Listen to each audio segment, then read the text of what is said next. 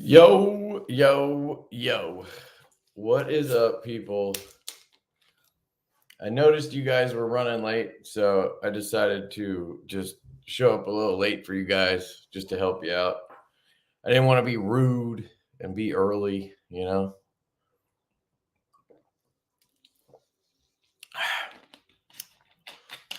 Happy Thursday. Early Friday, I guess. Friday Eve, whatever we're calling it now. Hope you guys are doing well. Kev got a haircut. Yeah, I gave myself a haircut. My wife does the last mile, just trims around my ears and neck, but I do most of it. Literally just bought some clippers during COVID, and now that's my haircut. Saves me 30 or 40 bucks or whatever every couple months. You're welcome, El Cap. You know, always thinking about the people. Always thinking about the people. I heard there was a nip slip in here. Yeah, man. There's actually 3 in here because I got my samples from Austin yesterday. Some of you guys got them before me. This is the Sage Grouse leather slip. This thing's awesome. If you saw my video today, you'd know already, but he used glow paint, I guess, and then he used glow in the dark stitching. How cool is that?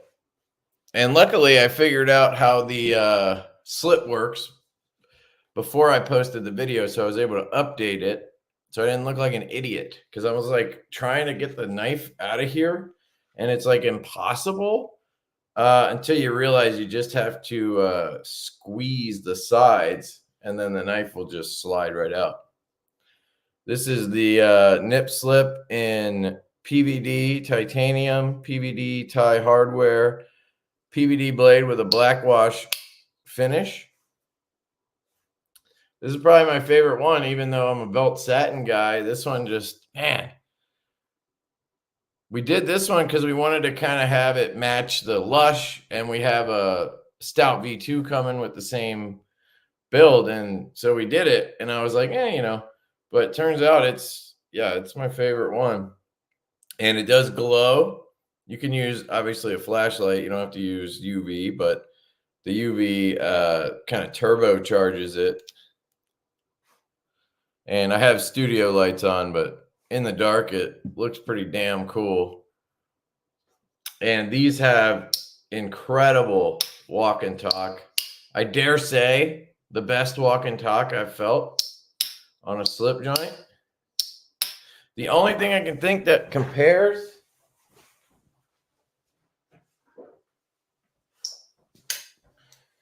is the mini Cyborg from Jack Wolf Knives. This thing has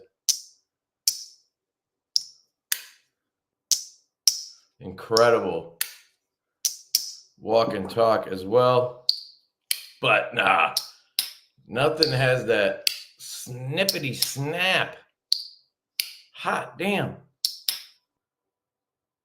The only thing this does better in the walk and talk, I mean, this is like a 9.5 out of 10, and this is a 10 out of 10. So, and I'm biased, but I'm pretty good at being objective. This is just ridiculous.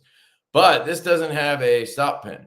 That's one of the biggest downsides to a stop pin is the acoustics. Now, the plus side to a stop pin is you don't have to worry about it wrapping and hitting the spring. But when it closes, you get that kind of thwack instead of those beautiful clicks. You get that thwack at the end. This has a kick, so it has a nice clicky clack on the close too. That is a huge difference, but it's a trade-off, right? There's a lot that goes into having a kick. Now, this is our science lesson for the day, I guess. This is the notorious EDC Kingpin. He actually gifted me this, sent it to me for review, and then I was like, dude, these are fucking amazing. Can I buy, like, what do I got to pay you to keep this? And He told me they were mine. So I was like, sick. But this, he actually designed it to have a kick. So this down here is basically a kick. But when he did the production, or he did the prototype or production, I can't remember, Riat basically told him they can wrap. Like some of them can go past the kick and hit the spring. So he talked to, I don't know if he's told this story. Hopefully I'm allowed to tell it. But he talked to Enrique Pena, who is kind of the godfather of the modern slip joint like world that we know of when it comes to like Jack Wolf knives, Notorious EDC. I don't know if he's got any inspiration with Osier, or if Osier separately came to the, you know, you have what's his name? Javi Garcia. Those guys kind of all come from Pena. So anyway, Tom from Notorious EDC hit up Enrique and was like, can you help with this? They're kind of wrapping, and Enrique designed a stop pin to fit in there. So this has a stop pin, but it also has that kick kind of built in. So acoustically,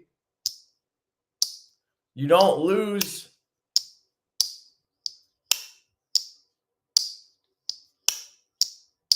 the acoustic of having the kick on this, but you have the stop pin essentially as a backup or like a resting place for the blade. I thought that was a really cool story. And because I hit him up, I was like, dude, how did you do this?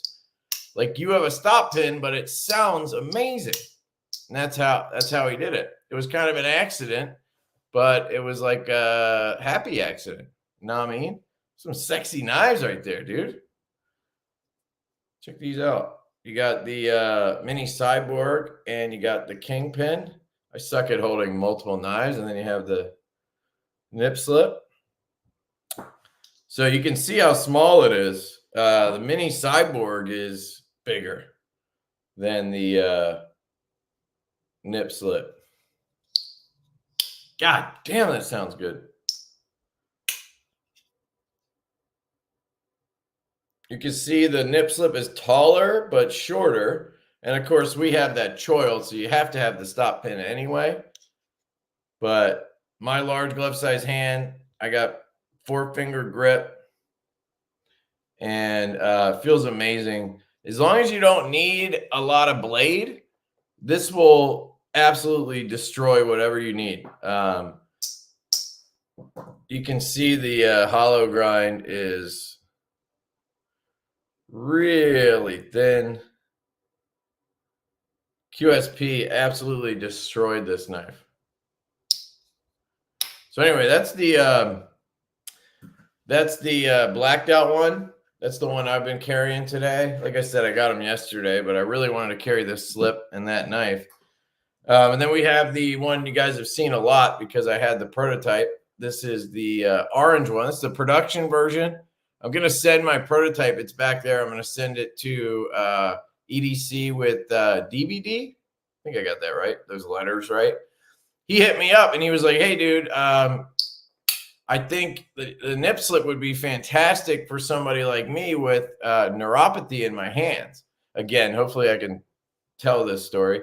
And if you saw my video today about the nip slip, I even said, like, I'm not sure this is a great knife for people with arthritis, people with weaker hands, maybe like a small female might struggle with this knife because it's got like an 8 out of 10 pull. Now, it has that really nice long pull, so you can get a good grip. It's got that belt satin or that black wash, which has that coating, gives you a little bit of grip. So for me, I could easily open this. But when he told me that, I was like, dude, I don't know. He was talking about the choil. He was saying it would be good for somebody like that because of the forward finger choil. You don't have to worry about if you have like numb fingers or whatever. This is what I'm guessing he meant.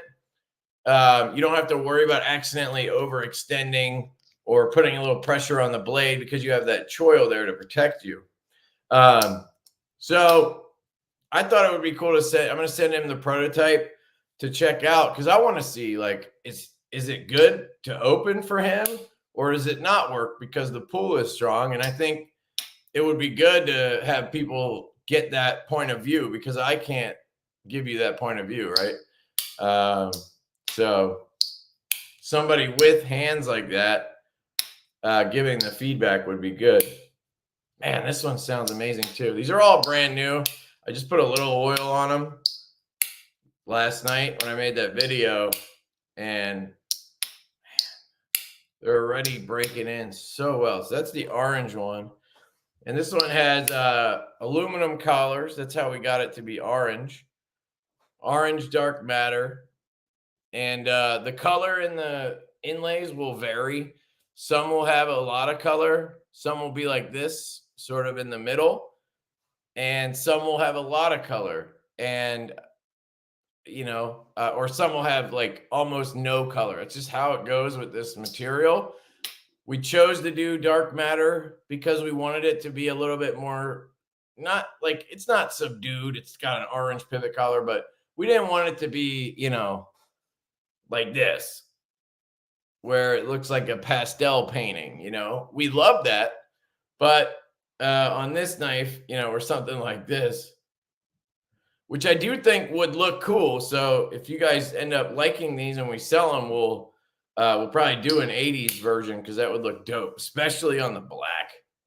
But anyway, belt satin, full height hollow grind. So that grind actually comes all the way up to the spine here.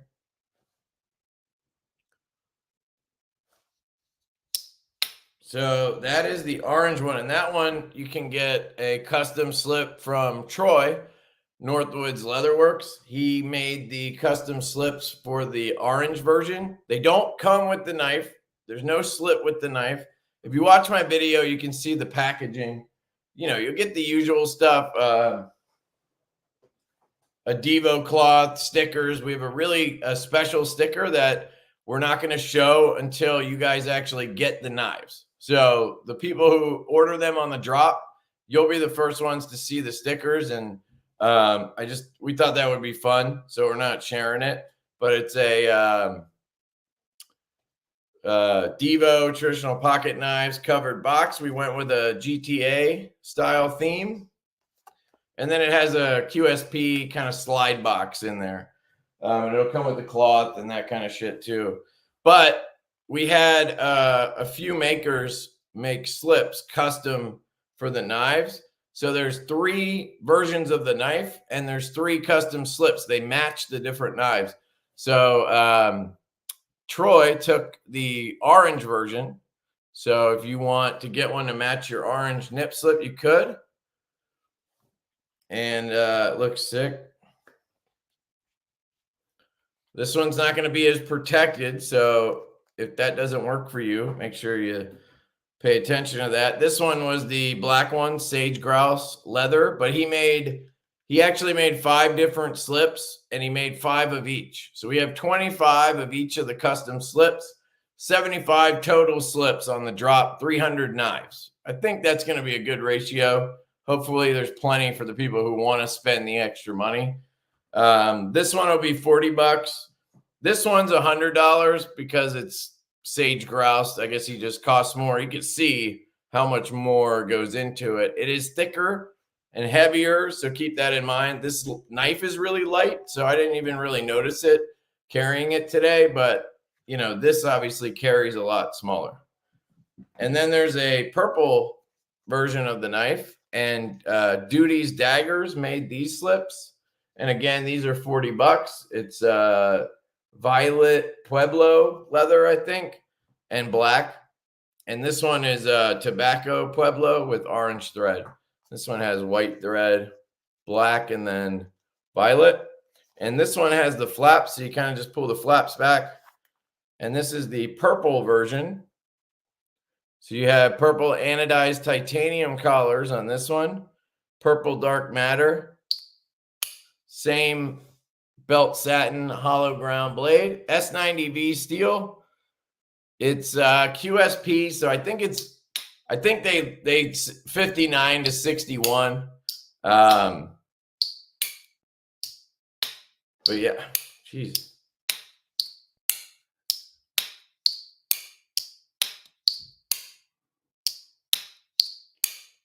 So good. So, I mean, QSP killed it. The spine looks fantastic. I love how they did the spine, how it lines up with the scales.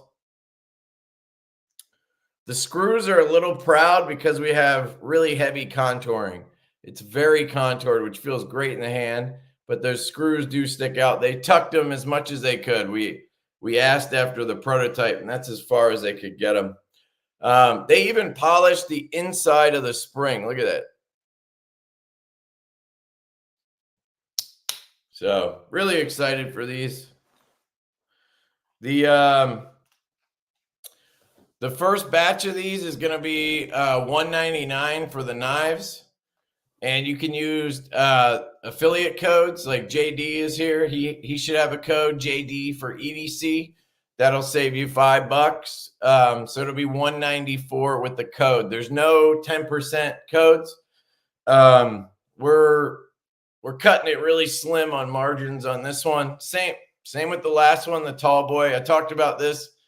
2025, we're going to bump prices up probably $20. So if we do this again, do another run, they'll probably be $219. And the Tallboy's $219. On that one, you could use 10%, still be $200, $199. But so if you want to get it for $199, jump on the first run.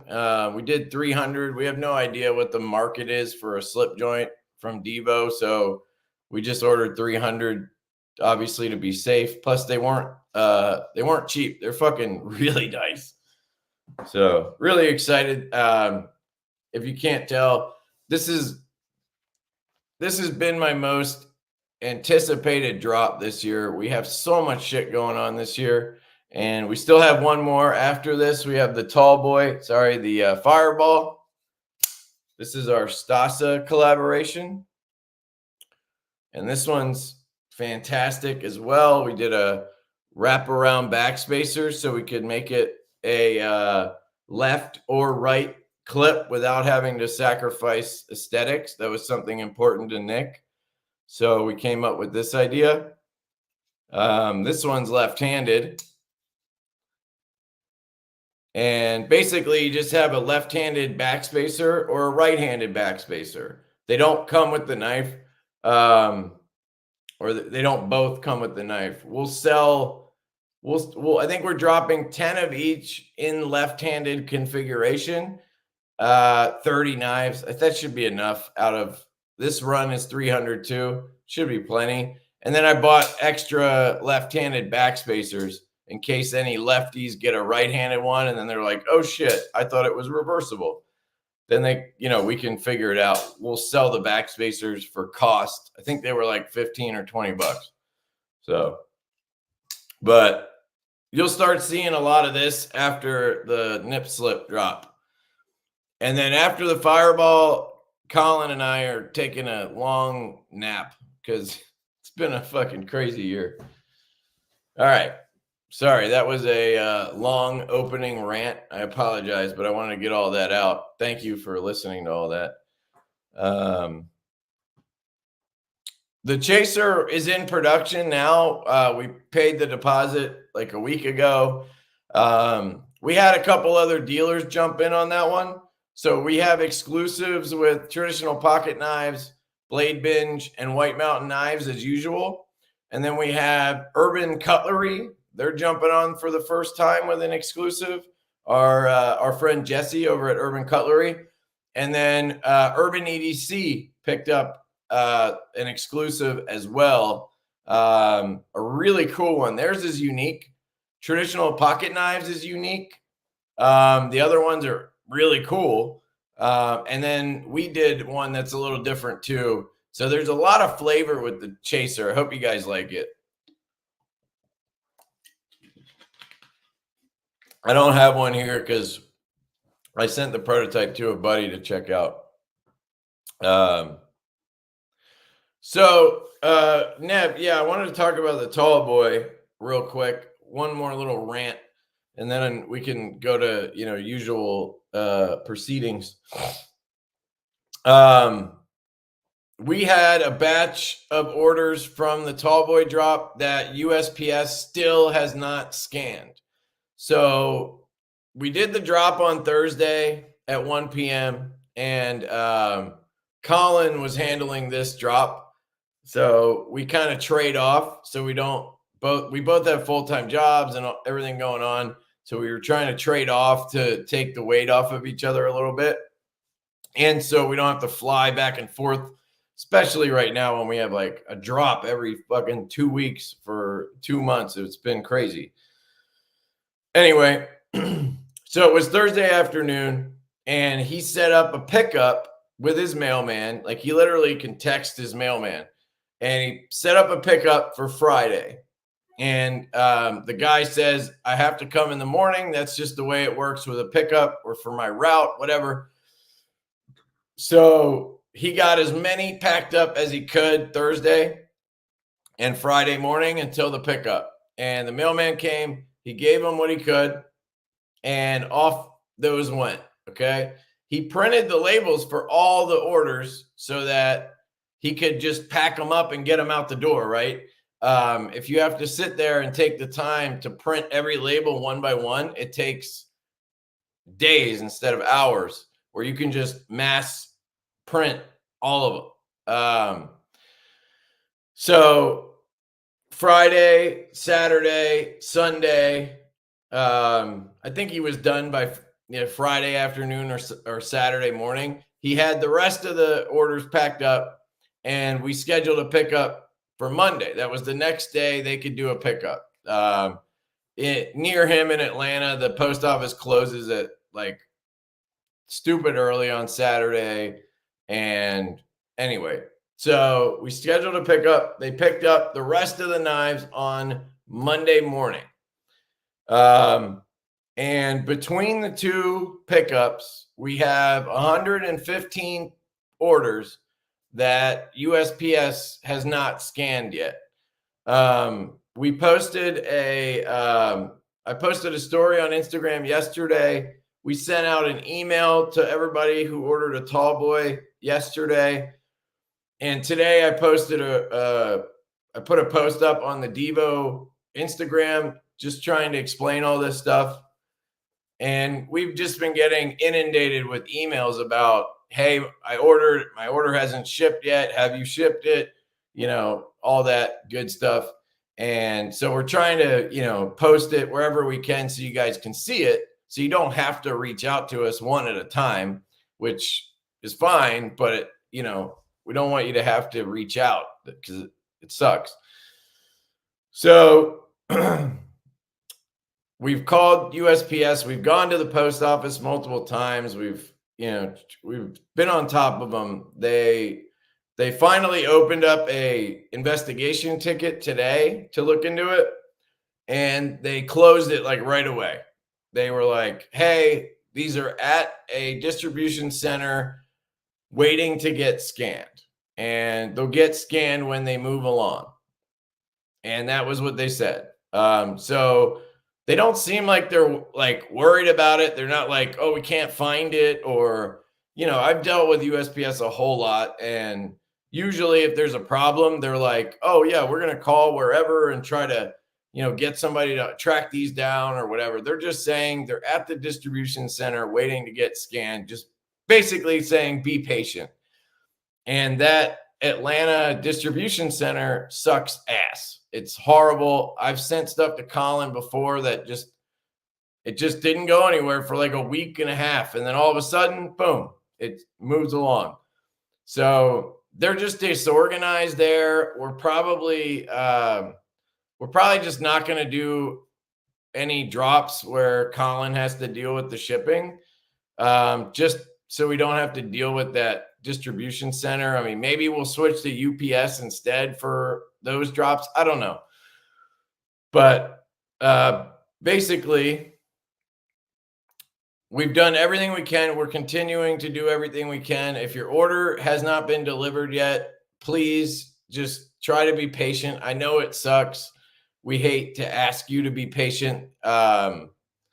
you know, it's like two things I've learned over my long career doing customer service before I'm doing what I do now is don't ever say the words unfortunate, or don't ever say the word unfortunately, and don't tell people to be patient. And unfortunately, I have to tell you to be patient because I can't do anything. It's out of our hands. So I can promise you that Colin and I will be responsible for those packages until you get your knife. If you don't get your knife for whatever reason, we will obviously refund you all your money or get you another knife somehow, put you on a list, or call it a pre-order if you want to do that instead. Hopefully it doesn't come to any of that. We're talking about 115 packages. I don't know how they could just lose them. I'm assuming it's just shitty, work management at this distribution center. So just hang tight with us. We're sorry. And if you need anything, hit us up. We'll do whatever we can. But yeah, we've gotten some angry emails. It's been a little frustrating because, we try to do everything we can to be as speedy as we can, but, we work full-time jobs. It's kind of a side thing, which is it's not an excuse. It's just what it is. And we still try to be as quick as we can, but we're not like, Superman. We can't do everything. And, I hate to say it, but sometimes you order something, it doesn't show up in 2 days. Like, it sucks. It is what it is. So, just hit me up if you need anything. We're always here. And thank you for being patient. All right. Rant's over. Ramble's over. I just want to get that stuff out of the way. And yeah, so Neb, sorry. You brought up the Tallboy, so I went on the ramble, but the clip. So too steep and won't go in and out of the pocket well enough. So you can adjust it. I had 5 of them here for like marketing videos and testing and stuff, and I'd say one of them I had to adjust. I just took the clip off and just tweaked it a little bit. You can just bend it a little bit.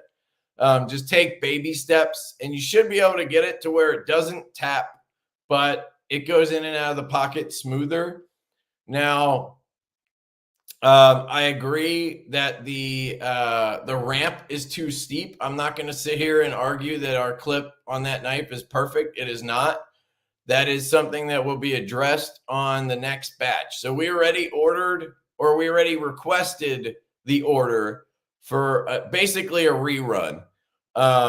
We're ordering the same knives, the same amount, basically the same versions. We're switching up a couple. One of the dealers is switching to titanium. One of them is getting rid of milling. We're getting rid of milling on some, and we're doing a version with purple with that's blackout hardware and accents, and a black wash blade, because we had enough people who asked for that. We thought we would do it, but basically the same number of knives and essentially the same dealers and all that shit. So we're gonna get more as soon as we can. And we asked to alter the clip. I wanted it to be like this clip on the Stout V2, where it has a longer ramp and it's flatter. So when it goes in your pocket, it can just clear over. It doesn't have it doesn't tear at your pants. I'll admit that the current clip, if you have it really tight, it'll kind of pull at your pants when you're putting it in or out. And I could see it shredding pants over a certain time period. So we want to update that on the new version. And we'll try to order some extra clips. So anybody who has the first version, and wants a new clip, we can try to, just maybe sell it to you at cost or something, so you can get a new clip. Also, the wire clips do fit this knife. The wire clips fit the Tallboy. If you need one, hit me up. I don't know how many screws I have, because you need a specific screw for it. I've asked Kubi to send us all this stuff. We might include a wire clip and an extra screw for it in the box on the next run. So yeah, we got the message, we got the feedback, and we're gonna implement it. But unfortunately, I can't do anything about the clip you have. Sorry. But we'll fix it. And if you need a wire clip, hit me up. I'll do what I can. If you need me to try to tweak the clip for you, I can do that too. It's not like horrible. It's just, it's a little bit, grabs a little bit more than I would like. And we're actually going to change that on all of our Kubi milled clips, because basically every time they've done a milled clip for us, it's been like that. And I've asked them multiple times to fix it, but until I actually like told them exactly the type of clip, gave them examples, and kind of basically designed it, they weren't fixing it. I think they were just adding relief. So it was a little bit less aggressive, but it still had that like click in and out where it would like basically claw at your pants. So anyway, oh, he's talking to Loot. See if I missed anything. Sitting on the sofa playing with my nips. Hell yeah, dude. Yeah, there's a lot of fun to be had there. I want to do a larger nip slip, assuming you guys like the knife. I want to do a larger one, like 2.9-inch blade instead of 2.25. Basically 3-inch blade version. And it'll be the nip L slip. So it'll be the nipple slip. Hell yeah, dude. I will make a knife just to have a meme. I will do it. And Colin will accept it.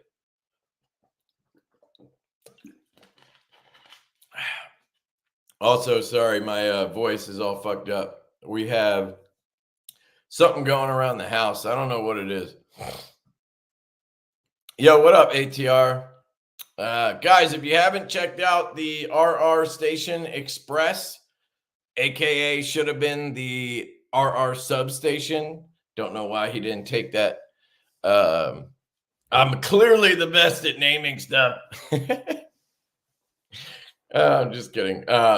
If you haven't checked out the RR Station Express, go check it out. He had some up on pre-order for $300. I did order one just to, put my money where my mouth is. I did pre-order one. Okay, so yeah, the pre-order sold out. Hell yeah, dude. Good for you. All right. So never mind. I take it back. You got to wait till they come in, I guess, and then he's going to do a drop. But the knife is fantastic. The size, I love it, dude. Absolutely love it. That's a winner right there. Meme knife approved. There you go. Yeah, that knife, dude, basically confirmed that we have to do a premium pony bolster lock. I don't even know what. I guess it would be a Pony Stout V2 instead of the Stout V2. Yeah, it would be the Pony Stout V2. So basically, this knife, but in the pony size. So the bolster, the milling, all the nice shit, Van X, all the good shit. And as of right now, we are looking to transfer all of our premium knives. I should correct that. All of our high-end knives, I guess, to Riat. So we'll still do the premium stuff with Kubi. I don't know what to call that. S90 and camo carbon and all that shit with Kubi, because they kill and they give us a really good, aggressive price point for you guys.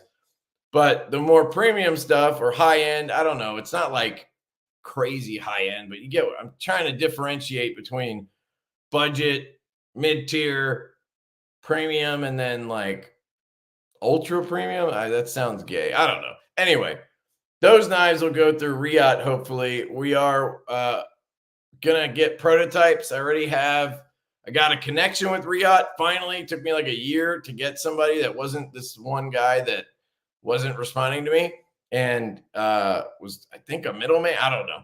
Anyway, got that figured out, and we're working on Lush V2 prototypes. So we're going to prototype the Lush, and I think we're going to do Van X on it, and it's going to have a internally mounted clip.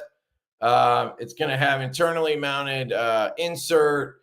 At least that's how we did the CAD work. Shout out to Loot. Loot did the CAD work for us. It looks sick. So that's going to be the first one up with Riat. And we got the quote. And if that holds up, it's night and day with Best Tech. So, I mean, I don't want to give you guys ideas, but I mean, we're talking maybe $250. Like, we could sell this knife in Van X for $250 with tie, bolster lock, fucking milled clip, all the shit. And you know, traditional pocket knives and Divo, we like to be as aggressive with our pricing as we can. So I think $250 might be doable on it. Riat made Lush V2. So then Loot is working on the Pony Stout V2 CAD now too. So we could get that one in with them as well. Let me know what you guys think about that. I'm freaking stoked. Riat is, in my opinion, the best OEM. They always have been. And I've always wanted to know what a Riat made stout would be like, or even just a Riat made Divo locking knife. We have the Barley. These are Urban EDC, but it's our design, and Riat did these, so we know that, you know, it works, obviously. But I'm really excited for Riat made Lushes and shit. So anyway, Substation 2025. Oh, is that a different knife? How the fuck would that work? I don't know. All right. Maybe I don't know what he's saying, actually. Well, I don't know what packages, but hell yeah, dude. Did I send you some stuff? And my bad, guys. I didn't look at the comments the whole time. I was just talking. Sorry. Are the iterations on the Tallboy VT going to be the same or different? I'm on the hunt for the CF Satin. Which CF? The Black Pearl? Yeah, we're going to order more of that one this time. And we're going to change it to all satin hardware and accents. So we're going to get rid of the black accents and just go satin, because somebody showed me a picture of theirs. I think it was Rob's Nerdy Knives, and it looked awesome. So, and we're going to leave the milling on that one. But the purple ones, we're going to get rid of the milling.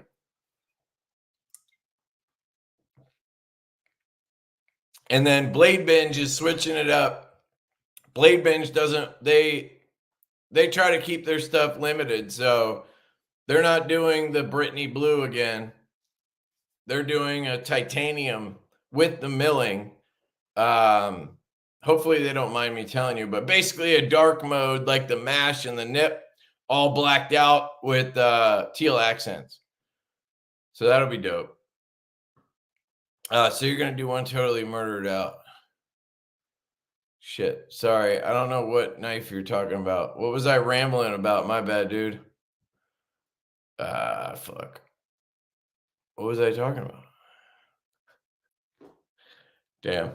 Oh, the Chaser? No. Is that what you're... I don't fucking know, dude. Sorry. I know I was talking about something being murdered out. I just don't remember. My bad, bro.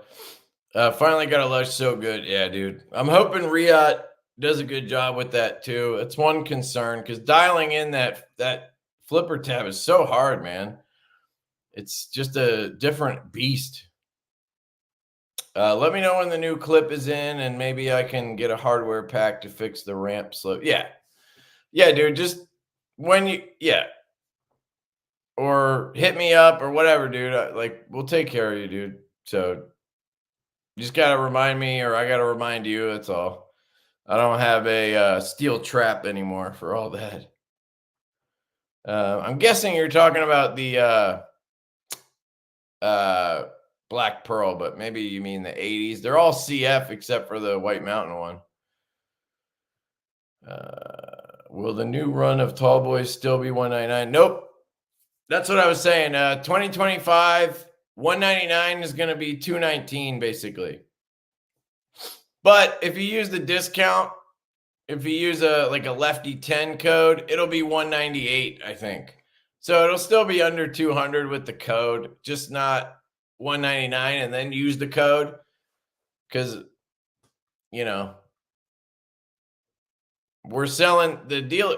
Anyway, the dealers are they're getting killed with the codes. Their margins are real tight on some of our stuff because they're trying to be, when I'm giving them the pricing, I'm factoring it at retail price, but everybody uses a 10% code when they can because we obviously advertise it. And at this point, I don't want to take away the codes because I feel like that's part of our brand.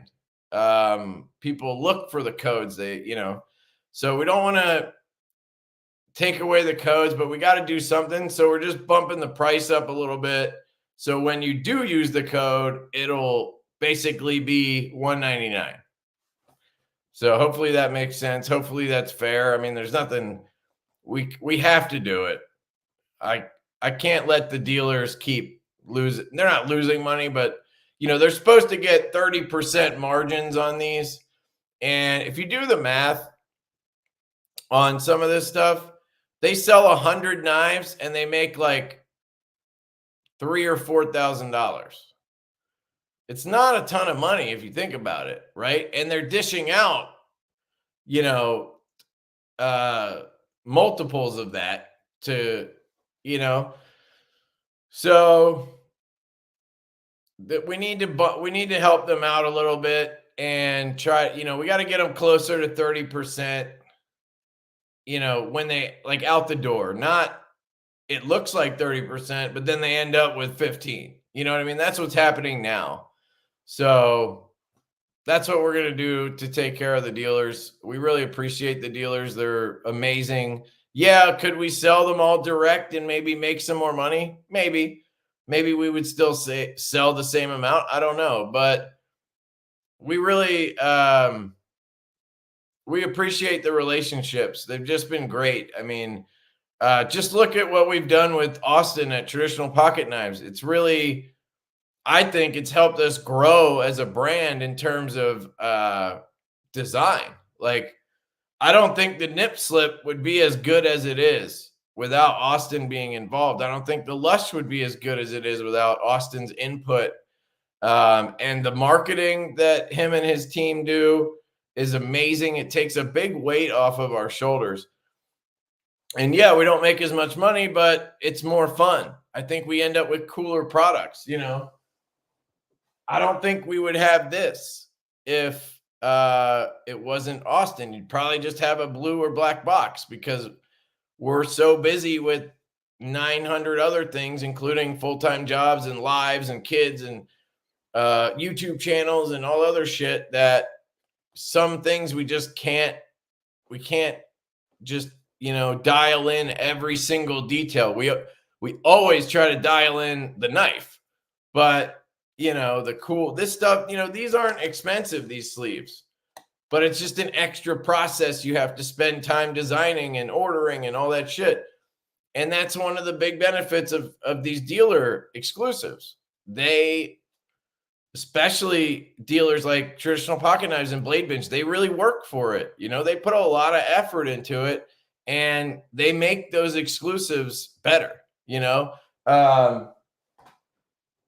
Blade Bench has did I say? Yeah. Blade Bench made these awesome stickers for the nip light. Looks like a Miller Lite can. You know, it's just shit like that. It's fun. And, you know, I think it's good for you guys because you get all these different versions. You know, would we have a Brittany blue Tallboy? Would we have, yeah, we'd probably have an 80s one, but would it be satin, all satin like that? No. I really wouldn't have thought to do all satin. Looks great, you know.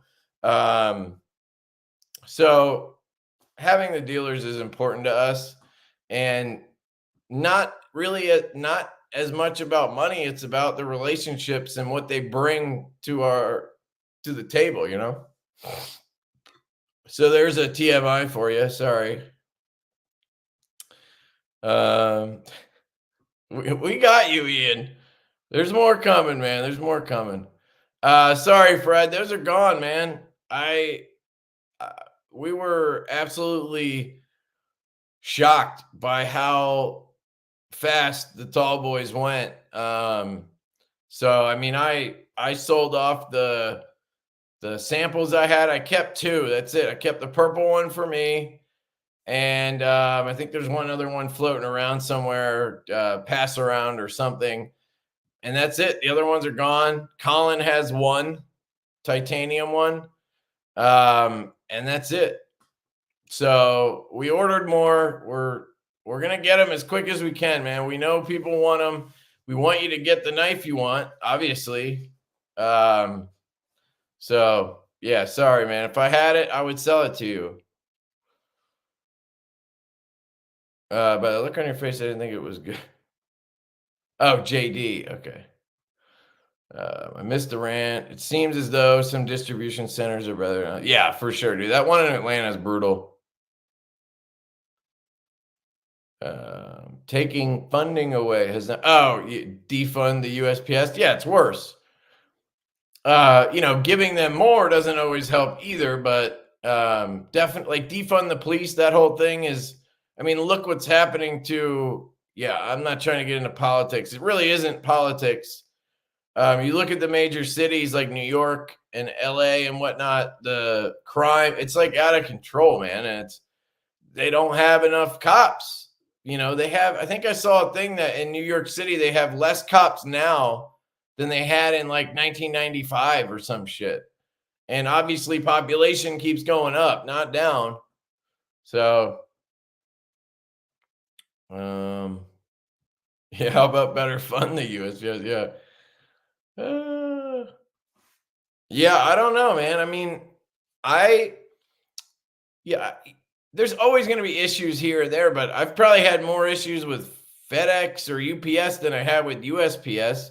They just handle such a large volume that, like, you're going to have maybe a few more issues pop up because they're handling X amount more things. So,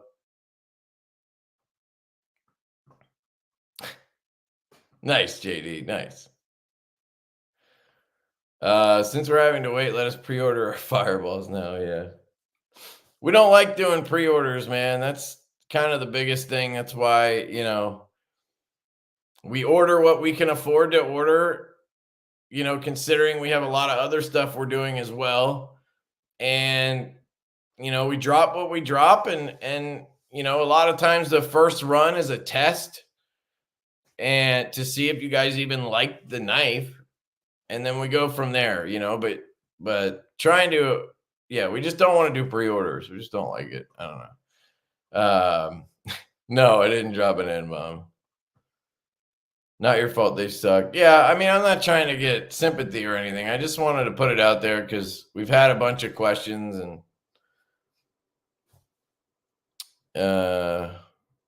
racism. What the hell are you talking about? Racism. I don't know. Maybe you guys are having a side conversation. Divo is at the mercy of the United States Post Services. Yeah, right now. I saw somebody ask a question about thumb studs with the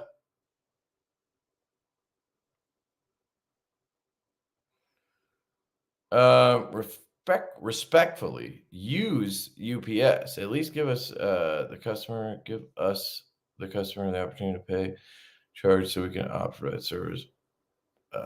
I think, don't we have UPS? I know we have a priority option. We have UPS worldwide for international customers. I don't know. Maybe we don't have domestic UPS.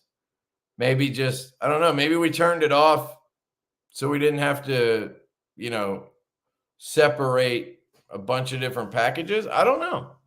But I'll look into that, dude. That's not a bad idea. I don't think we did it on purpose. So I'll look at it. We could turn UPS on. Shit, we might just only do UPS. I don't know. Sorry, my eyes all jacked up. It's been a rough, long week. I haven't been getting much sleep, so apologies for the lazy eye, apparently. Yeah, it's always Russia.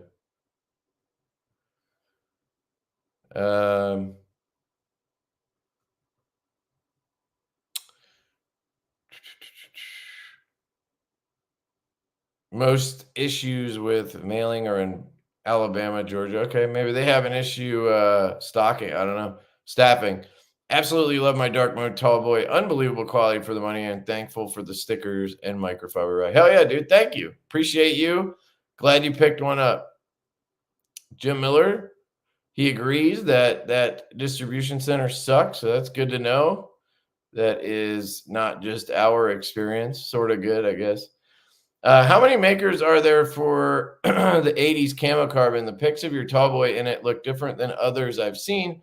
Yours looked better, by the way, or was it just how it's cut? So there's only one. Camo carbon makes it. Here's a couple of examples. This is the link from Concept. This is the Fireball from us. And as you can see, this side looks different than this side, and this looks way different than this does. And it's because it has all different colors in it. Every piece of a sheet is different. So basically, if you guys don't know, the way that carbon fiber is used is it comes in sheets. So you can pick the size of the sheet, but for actually, I can tell you exactly what size. I think it's 19 by 19 is usually what we order for knives. Where is the Tallboy?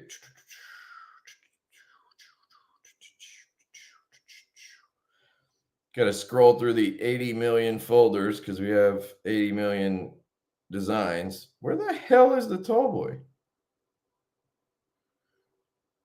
Oh, there it is. Sorry. Camo carbon invoice. Okay. So yeah, 19 by 19. So 19 inches by 19 inches. And it's 0.18 of an inch thick. Okay. And so that's like, I don't know, this big. And we usually have to order 5 or 6 for 100 knives. 5 probably. And it depends. If it's a nip, it's a really small knife, it might be 3. If it's like a little inlay, like on the nip slip, it might be less.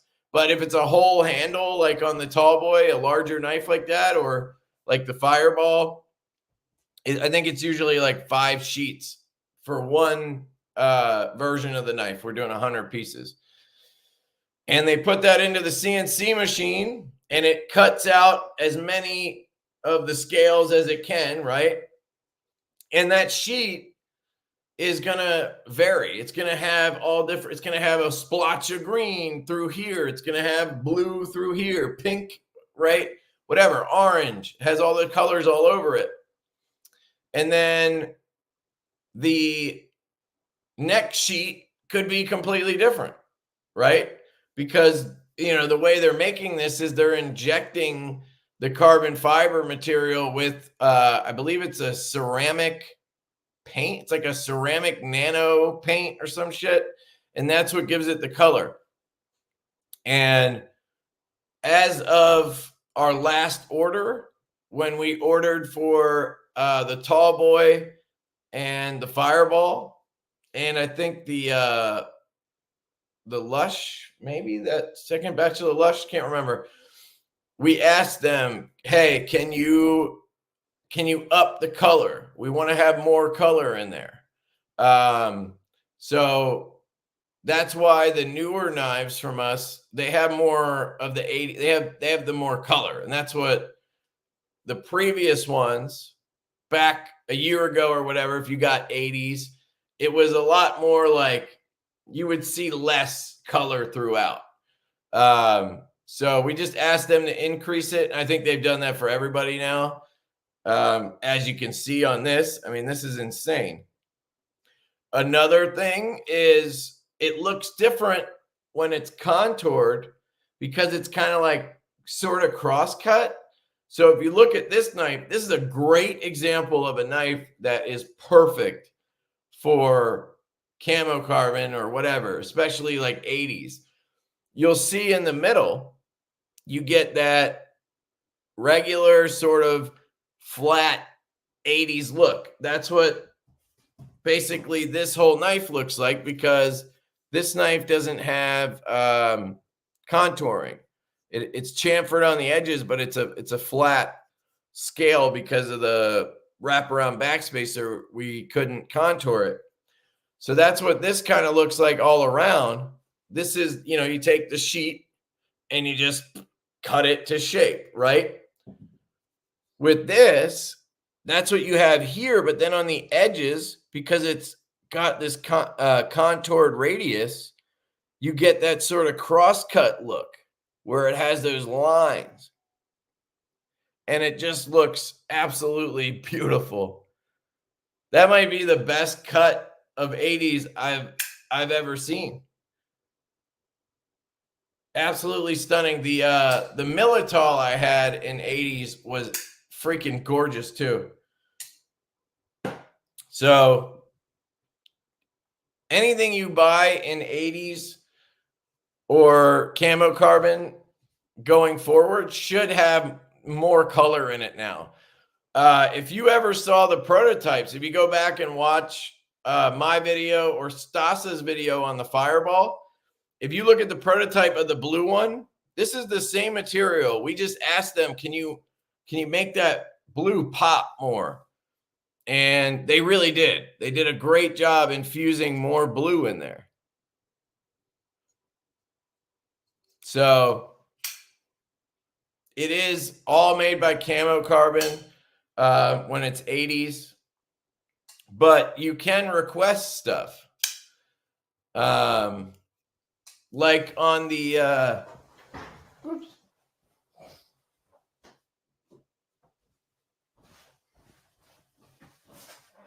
like on the Tallboy, we requested this color, basically the purple with black. It originally had another color in it. It was like whitish gray, and I hated it. So I asked them, could you just take out that gray white color and make it just black and purple? Now it has different shades of black, but that looks good. And they did. And then they pumped up the purple a little bit more too. And the other cool thing about Camo Carbon with these cool colors is they're fluorescent. So if you put UV on it, it looks absolutely wild, especially if you don't have studio lights on like me. But look at that. That's a freaking beautiful cut of 80s. That is really nice. Here's the purple Tallboy. Look at that. That's so cool. So, yeah, I'm a big fan of Camo Carbon. Andy over there is a great dude, and we appreciate his work. He does a great job. So, all right, I'm going to scroll back down. Sorry, I wanted to go back. Somebody asked me about the thumb studs in the Tallboy box. Some of them came with thumb studs. So the purple version, the titanium version, and the black version, they all came with extra studs. And we did that so that you could match the blade if you wanted to. So the Blade Binge version and the 80s version did not, because the studs already matched the blade. They were already satin or black. So we didn't need to. But with these, we thought some people might not like the color there. They might want satin with satin, so we included them. Although I think we probably didn't need to because they look awesome. But I'm going to skip back down to the end. Sorry. I know I'm all over the place, but hey, welcome to the channel. Thank you. BEEDC donated a membership. Thank you very much, dude. And that reminds me, I am due for a member giveaway, aren't I? I'll have to come up with something soon. And that also reminds me, Vosted asked me if I wanted to do a giveaway tonight, but I don't know if I ever heard back from them when I said, yeah, sure. So I might have a Vosted I can just give away, and we'll see. Josh has been a member for 34 months. Hot damn. Hey, Kev and chat. What's up, Josh, dude? Good to see you, man. Dang Ross has been a member for 8 months. Got to check out the Tallboy at Freyden today. Oh, awesome, dude. We just started working with Freyden Lock. They reached out, said they wanted to become a dealer, and I've heard good things from Ben over at Jack Wolf, so I thought we'd go for it. And it just happened to be the day of the drop. So I asked, hey, do you want like a handful of Tallboys just to kind of, start off? And they said, yeah. So they ended up with like 7 Tallboys. And I think they sold them all like before they even got them, because I kept sending people there who missed out. But yeah, they seem like really good people. Hope is the lady I talked to there. Seems like a really nice lady. So I'm glad to have them as a dealer. And we'll see if we do any exclusives or anything with them going forward. It would be cool. Hey, Kev, what do you think is a grail of left prod? Grail of left, like left-handed production knives? What is a grail? Is that what you're asking? I think a lot of people would say Sebenza would be one. I actually have been thinking about it. Like maybe I should get a small Sebenza again and give it a shot, but I hate those studs so much. Production lefty grail. That's a great question, dude. Stout V2. We have more of those coming in all the awesome versions that Traditional Pocket Knives is doing. I think that one's in December. I'll think about it, dude. The only lefty production knives I have are the stouts. So obviously I have our own knives. The stout, I have this one and the purple one. I think I have 2 left. So if you're interested, hit me up, dude, Bradford. But I also have the Vero Synapse. Great knife. I believe these are still available. Really appreciate Vero for making lefties. I have the Vero Axon lefty. This one I don't understand as much because it's a liner lock. It's much more lefty friendly already. But I mean, hey, nothing wrong with having a lefty knife. And obviously I have my custom Strix, but obviously that's not production. And then I just got one that's really cool. This is the notorious EDC Kingpin front flipper. So he sent me this along with the slip joint, and yeah, it's really good. And it's left-handed. He made a small batch of lefties, which is another reason Riat is a great choice for us, because they will do small batches of lefty versions. So now we can do, just like with the Stout B2, we can do a, full-on right-handed knife and then just make some lefties instead of having to figure out a reversible clip on everything, because that's what we do. If it doesn't have a reversible clip or we can't get lefties made, we're going to do it because, obviously we cater to lefties. But anyway, this is fantastic. The Kingpin front flipper. If you guys haven't checked it out, you should. I think he had a couple left last time I looked. Not lefties, but righties. Beautiful hollow ground blade. Extremely thin. Magna cut, I think, on the front flipper, right? Yeah. Great action. I put skiffs in here, of course. Got that Mohawk style flipper. You can't flick it, but I haven't really felt the need. That front flipper is just so good. So this is definitely one I would suggest.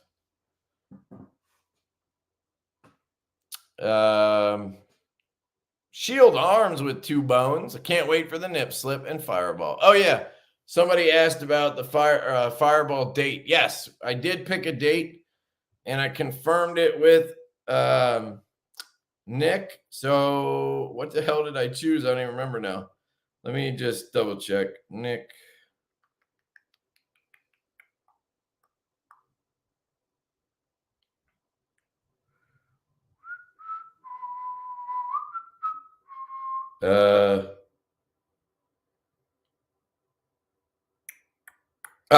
October 17th. October 17th at 1 p.m. Eastern time, we will do the fireball drop, okay? And I actually have the local knife dudes, whoever can make it, come in this weekend on Saturday to help me QC all of them, because I have them right there. So we'll get through QC this weekend, make sure they're all good. And then once the nip slip drop is over, we'll start sending out, samples to reviewers and advertising the drop. So stay tuned for that. Or actually, I think we weren't going to actually send any out because we only ordered 300. So I think we wanted to just reserve as many as we could for the drop. So everybody who wants one can get one. And plus Nick Stasa 23, he'll obviously do a video on it because it's his design with us. So, yeah. But I'll show you the 3 versions.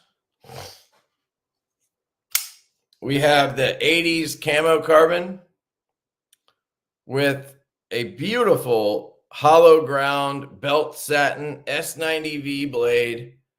Kubi checked this one right at 61.7 HRC. So basically the same as the Tallboy, like 62-ish. So we'll probably list it at 60 to 62 like we did with the Tallboy. Trying to show you this hollow grind. It's so good, but it's hard. Camera's not picking it up. But it is hollow ground, belt satin. Beautiful, nice and thin, super slicey. It's got a little bit of belly though. Little sharpening choil notch here. We promise we're getting better at that moving forward. That shouldn't be an issue anymore. Maybe on like a rerun or something, but we'll try to address it. Actually, I should Should talk to Kubi about that for the Tallboy. Let me make a note because I think we can make it better. We should address the plunge on the Tallboy for batch 2, right? All right. Send a note to Colin so I remember. Sorry, I'm all over the place. So this is the 80s, and this one has a lefty clip, but obviously most of them will come right-handed. The clip is not reversible, so you either buy it left-handed or right-handed, and that's it. But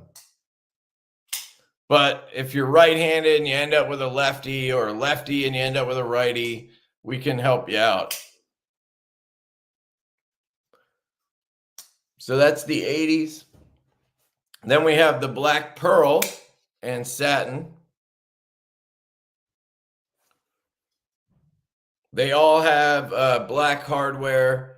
They just have different collars. Again, you have that really nice hollow ground blade.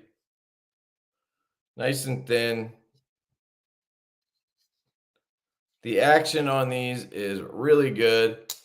The detents on all the ones I've checked, which so far is like, I don't know, 20. They've all been great.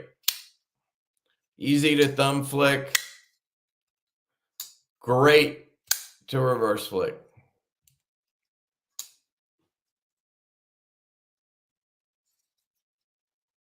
Milled pocket clip. This one is better because it's longer. The clip is longer.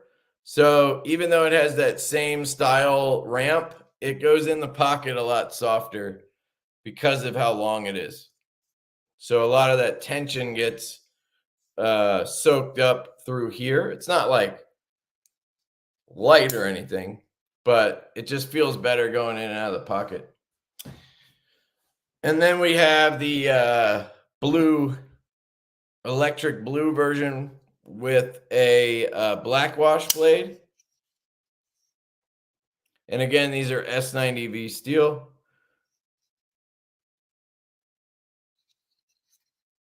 And I'm pretty sure the price is $199. I think that's what we've been saying.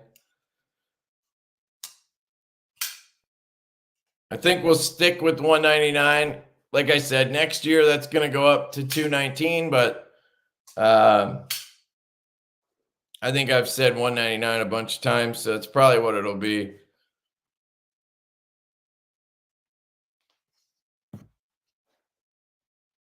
Beautiful. I love it. Nick had a great design concept, and Colin did a great job bringing it to life. And then obviously I put in my little tweaks here and there, like the back strap idea. Colin, I think, came up with the pivot shape, which is cool. So it was a real team effort, and it came out fantastic, in my opinion.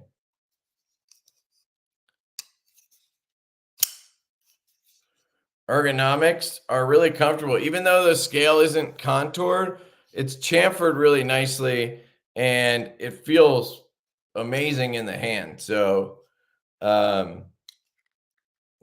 ergos are really good. And you have that flat up here you can choke up on. Jimping as well. So that's the tall Fireball. Sorry, I'm going to keep mixing those up.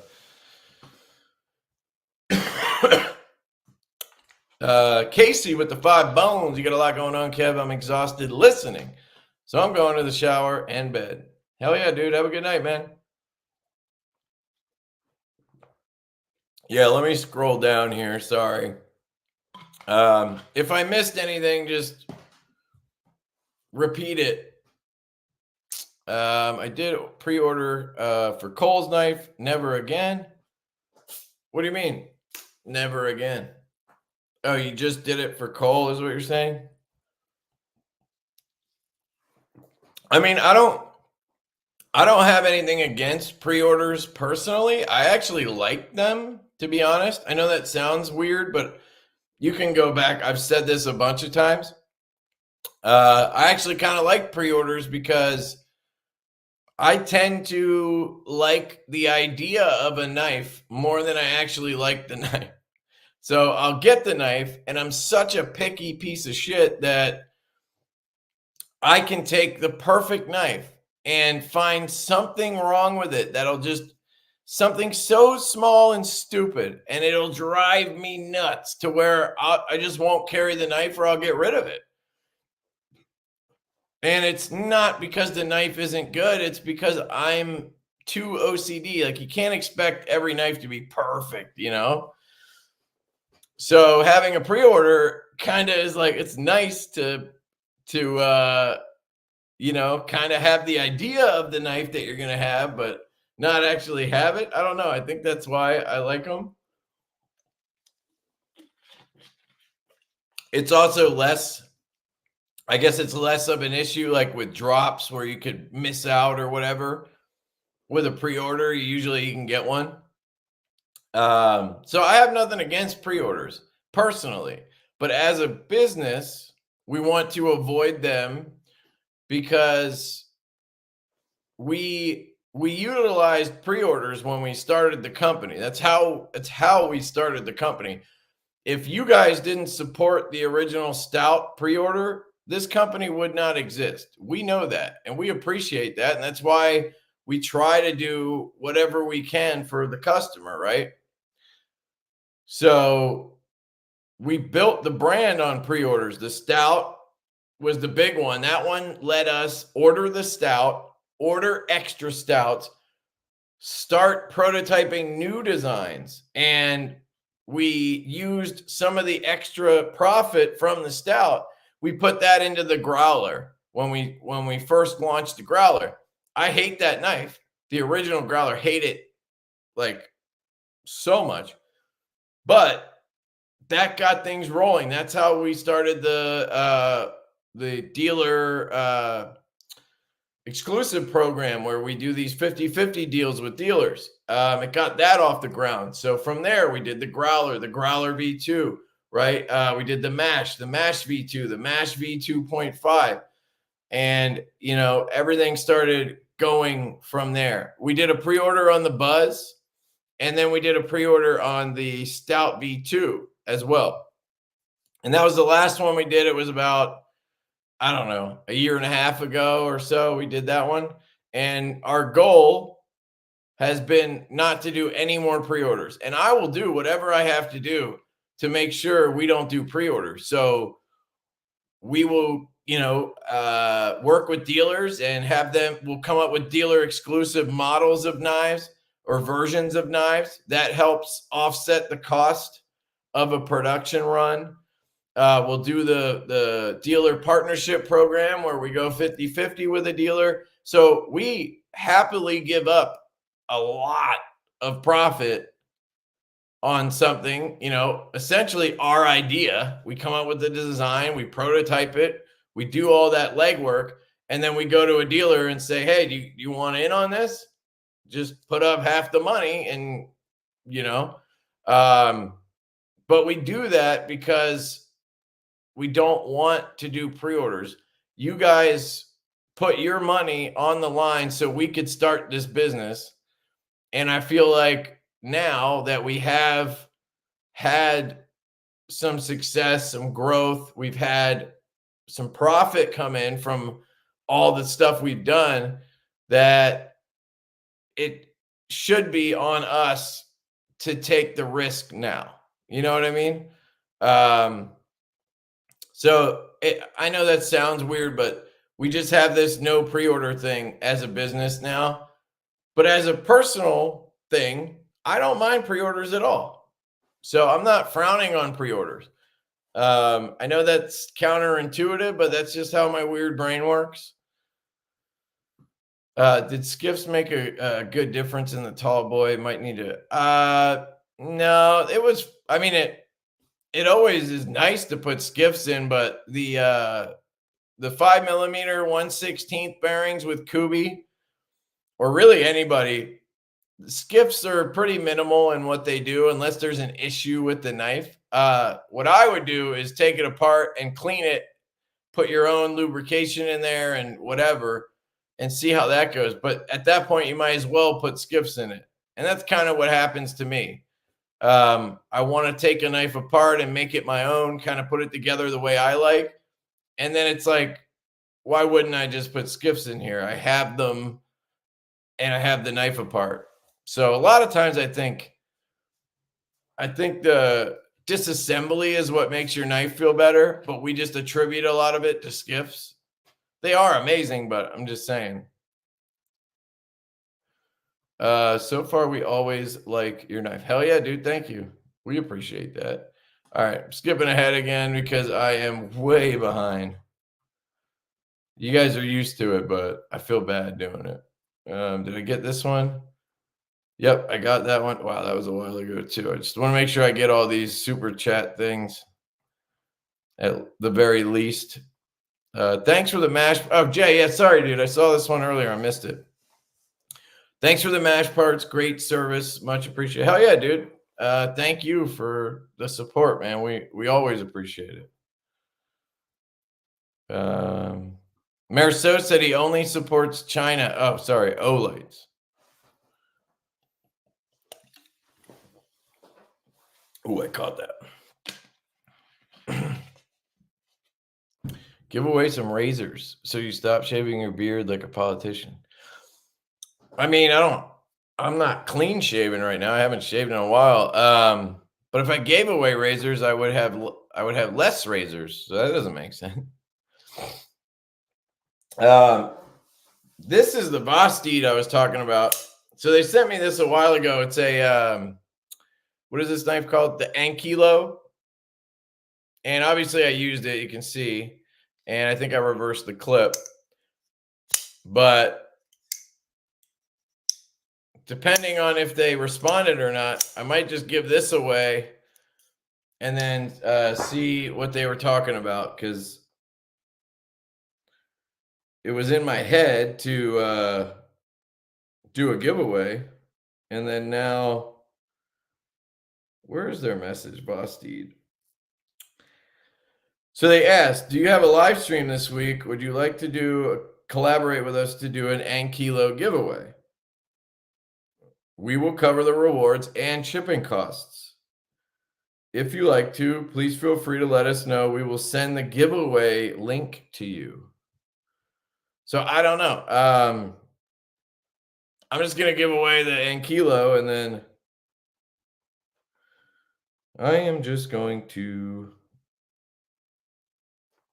give away the Anilo you sent me before. If you want to replace it, you can. All right. So either way, because Bosty sent this to me anyway, they are sponsoring the giveaway tonight. Shout out to Bosty, guys. This is a great knife, by the way. That's why it's still here. I've had this knife for 2 or 3 months. And if you guys know me at all, that rarely happens. Usually knives move along much quicker. They go into pass around or whatever. And I guess, to be fair, I already put a Anilo in the pass around. That's why I didn't add this one. But even so, I just really like it. It's a fantastic knife. That reminds me, before I forget, let me grab a link for you guys, because the I don't know why my notes never works on my MacBook anymore. Just spins. Oh, let me do this. Nope. Come on, copy. There you go. Okay. So I'm going to put it in the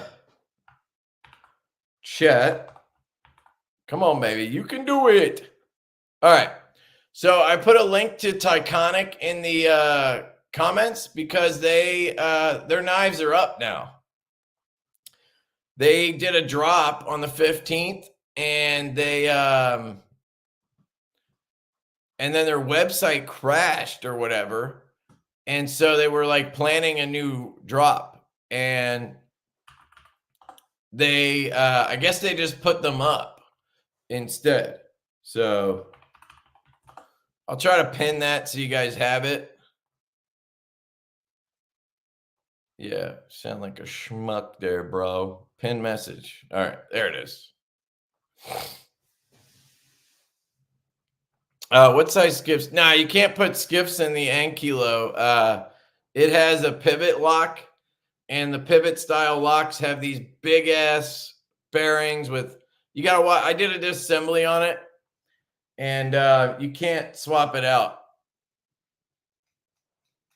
But you don't really need to on this one anyway. This one's aluminum and 154, I think.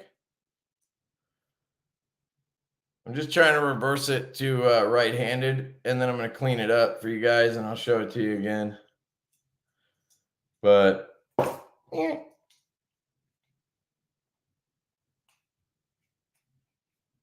It is a really good knife. I think Bosy has probably done the best job on this lock style. I think Remet has done a great job on it as well.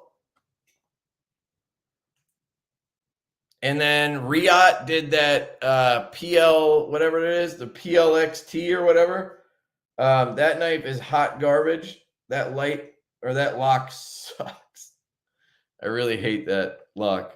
I hate when you try to put a screw in. So she said, and because you have a magnetized bit, it like wants to grab the. In there, you little bastard. Yeah. It wants to like grab onto the clip because you're like magnetizing the screw. By the way, I love this bit driver. I can't wait till we hopefully get production samples.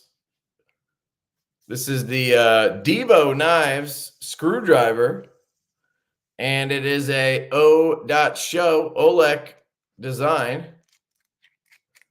So you have a driver in a driver. So whenever I need a T6, I just do this. Bam. And usually with a T6, a smaller driver is just fine. So it works out. Or if you have a spinning pivot and you don't want to buy a finger bit, boom. Now you got two.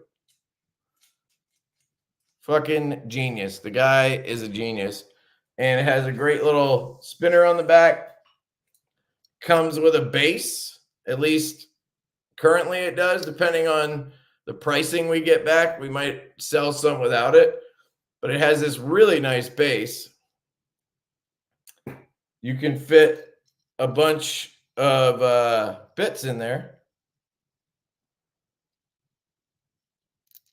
And if you dump the bits out, it's damn near a fidget spinner. Might as well be. Oh, shit. This is the first custom sample from Olek, and the magnets are kind of weak. Well, actually, I don't think there's magnets in these, so you don't want to spin that around too much. But anyway, here is the knife. I think I need to just clean the blade. It has a great detent. Great detent.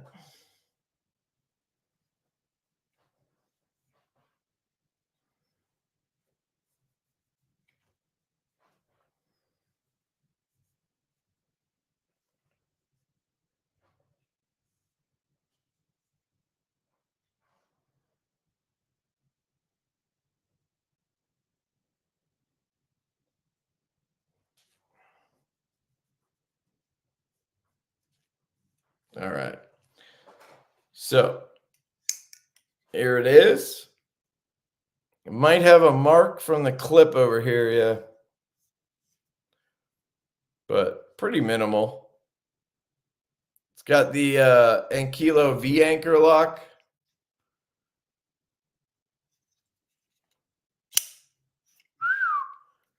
That reverse flick is so good.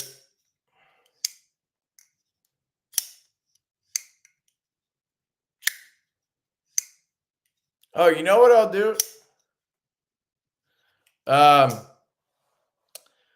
We'll do the giveaway. And once I talk to Bosy tomorrow, if they want to send you a new one, I'll have them do that. And if for some reason they can't do the giveaway now or whatever, then I'll send you this one. So that way maybe you get a new one.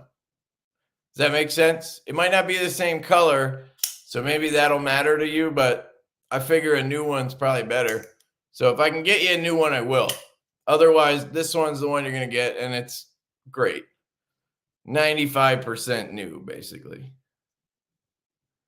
I'm surprised it only has that little mark there. Really good.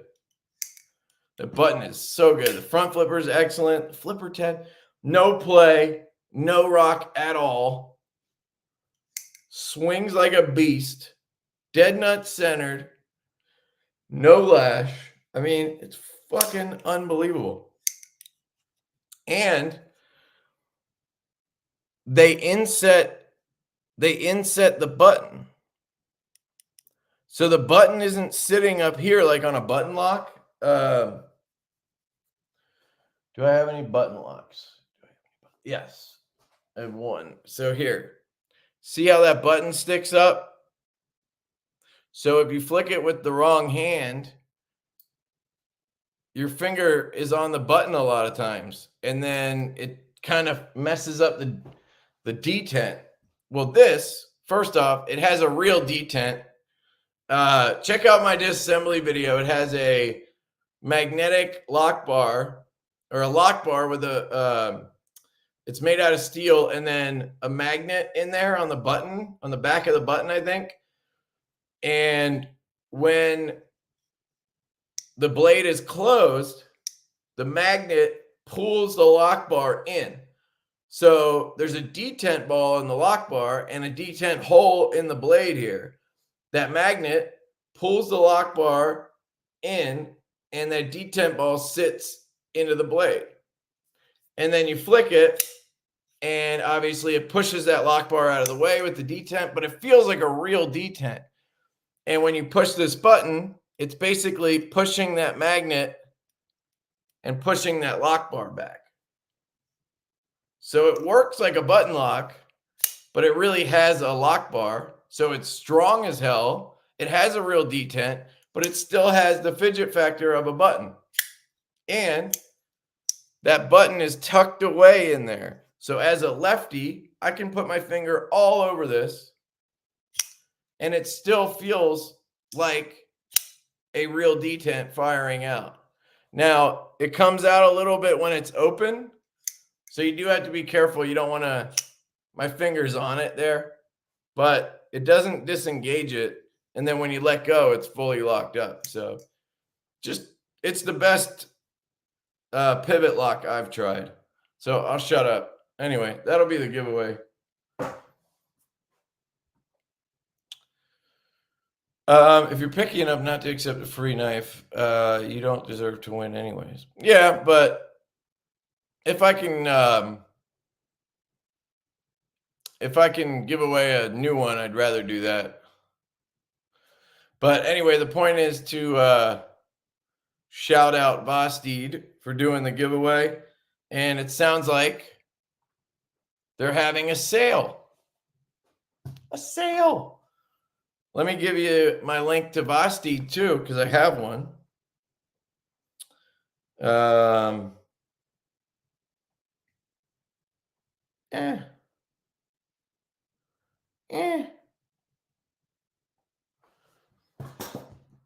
I'm just knocking shit over. I bet you if I hit enter. Yep. I was going to put the other one, but that's fine. I just put the link to Bosy in the chat. I also have all the links in the description. And it's on my link tree, aka Beacons. So check that out. I guess they have a sale going on. Maybe that's why they're doing the giveaway, huh? So let's see what they have right now. And I'm going to share this. And I do want to show you some knives that came in recently. I forgot to show you any last week. What's up? Dark water and drink water. That's funny as hell. What's up, water twins? So here you go, guys. Autumn sale, 15% off. I don't see an autumn sale in your contacts. Oh my God. Siri, cancel. Okay, I won't. You won't cancel? What the fuck? Dude, I hate that so much. That happens to me all the time. Fucking Siri and Alexa, cancel. One over there and one here. I'm outnumbered. They always turn on. They act like they're not listening all the time. Anyway, sorry. This knife, scroll over. This knife is fantastic, by the way, if you're wondering. The mini nightshade in titanium. They sent me this one with the blue, and it is so sexy. S35 titanium, 150 bucks. I wish it had a filler tab, but that's my only complaint. This one's dope too. 99 bucks. Jeez. Now, is that the sale price, or are you getting 15%? Or is it only on certain knives? Let's pay attention here. Let's see. Shop now. Okay, so it's only on certain knives, looks like. And the one, oh, look at that. The one that I was just talking about, the one I have here, 169. Oh, no, that's in LMAX. Is that one? Hold on. Hold the phone. Oh, wait, what the hell? It's the same. Oh, okay. Sorry, I'm confused. This is the original version with LMAX. It looks the same. It doesn't have a reversible clip. See, this one has the reversible clip. And it's in 154 cm. So this one was 129. So I think this one might have been 199. And now it's, let's see. This one is 154 for 129. Where's the 15% off? That's what I'm trying to figure out here. There it is. 109. Fuck yeah, dude. So when you add it to cart, it applies the discount, guys. Just want you to know that. I'm sure somebody already told us, but once you add it to cart, it will apply your discount. So that price minus 15%. That's fucking great, dude. 100 bucks? 100 bucks for this knife, basically? Fuck. Use my link. Use my link, dog. It's in the description. I promise. I'm shilling tonight. Yeah, dude, they're all pretty goddamn good. I mean, there's a couple I didn't love, like the raccoon and like plunge lock. I didn't love that, or crossbar lock. Didn't love that raccoon. That's about it, man. I love their knives. The Acorn, the mini Acorn, budget beasts. The Anilo, the nightshade, the mini nightshade, the bolster lock nightshade, the fucking everything else nightshade, the liner lock nightshade. They're all fucking good. The flipper liner lock nightshade. Dude, they have an endless amount of dope knives. The RS Chaos, the Psyop, the Parallel they just dropped. This thing is incredible, guys. If you want a bug out killer, oh, it's sold out. Of course it is. Yeah. If you want a bug out killer, man, this is it right here. And it's got a sheep's foot. Absolutely bomb, dude. And then they have the Dachshund. That's another one that's freaking amazing. Yeah, the Psyop, the mini Psyop. They have a freaking drop down for Locktite. They have the Hedgehog. That one's cool, but not my favorite, this one. But it's got a good price point. I do really like the Raccoon top lock. This one was my best budget knife. Sorry. Oh shit, it wasn't sharing. God damn it. The Raccoon with the top lock, I think they're all sold out. It's a compression style lock with a button, basically. They changed it from the original plunge lock. That was my like budget knife under whatever, $100, best one. I have a new one now. Remet is coming in hot, dude. I don't know if you guys remember my video on the bee.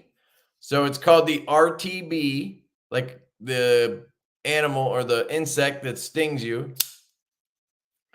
And they sent me a titanium one. I think it was like, was it $250 or $200 or something in titanium? This one is in 14C, I think. Pretty sure. Is it 14C? What the hell is it? Sorry, every time I pick up a knife, I look at the tang and clean off the oil.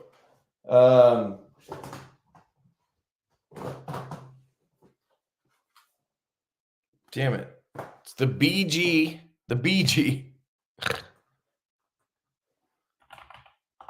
Hold on. I'm going to get the link for this one too.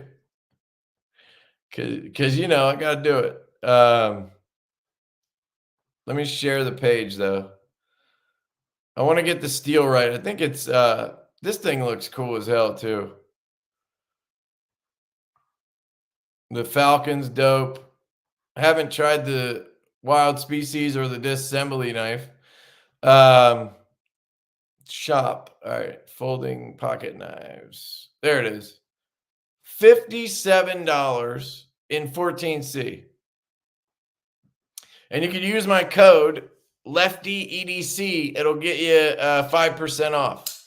So 57, 5% of that is, well, 10% is 570. So half of that is, you know, 275, something like that. So it'll be $55 with my code. But this thing is incredible. For $57, guys. It has like premium action. Detent is on point. I mean, absolute butter. Just swings down. Listen to the acoustics.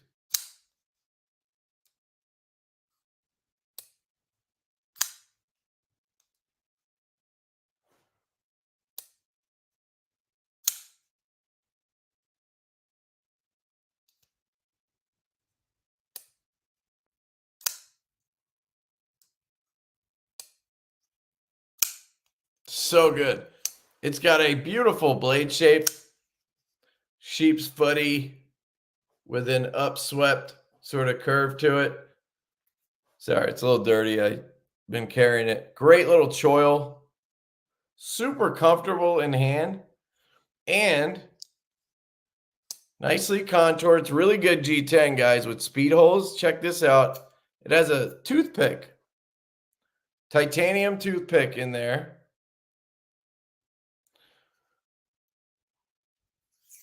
Just slides in. Looks like a filler tab, which it's not. I do wish it reversed the clip, but it can't. Be cool if you could reverse the clip and the toothpick. But you get a lot of knife here for $57, guys. I mean, this is the best $57 knife you're ever going to get. I mean, this beats anything under $60 I've ever seen. It's unbelievable.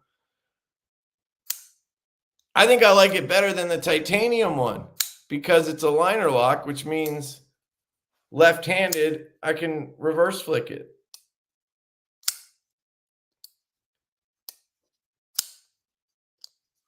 The detent is so good too. God damn, it's a good knife, dude. Anyway, 57 bones.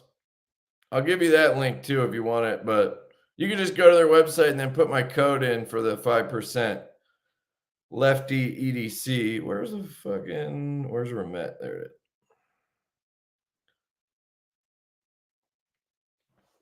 is. I love that you can copy on your phone and then paste with your MacBook. That's my favorite thing to do. I do it all the time when I'm putting videos together or on live streams. One of the great things about Apple, just saying.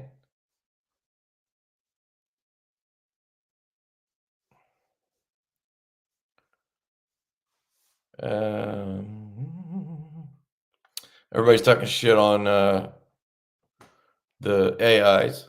Dark water happens when you don't drink water. Hey, thanks for the $2, dude. Appreciate it. Have you tried the Migaron vein? No. Nope.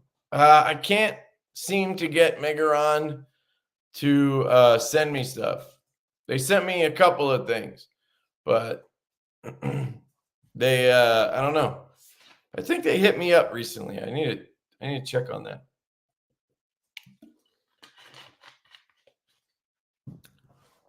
Migaron vein.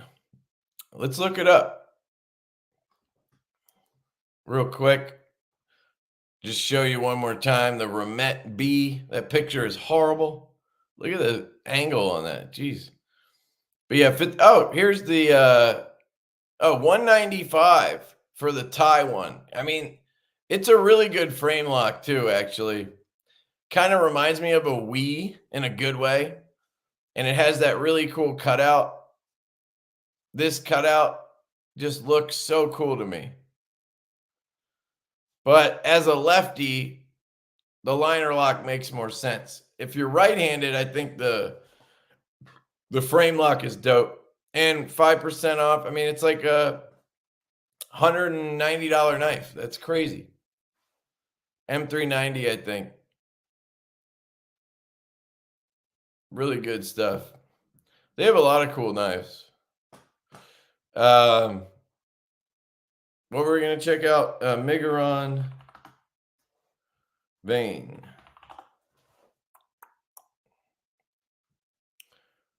Cool. White Mountain Knives has it.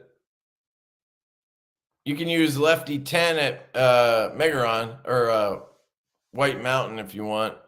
I don't get anything, but you get 10% off. This is an ugly ass knife, dude. That is an ugly mofo right there. Ugly as shit. I'm not a big fan of crossbar locks, but god damn, that's ugly.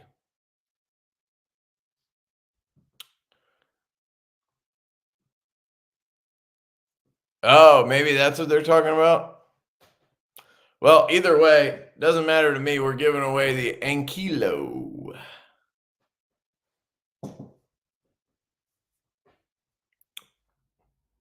Thanks, Josh.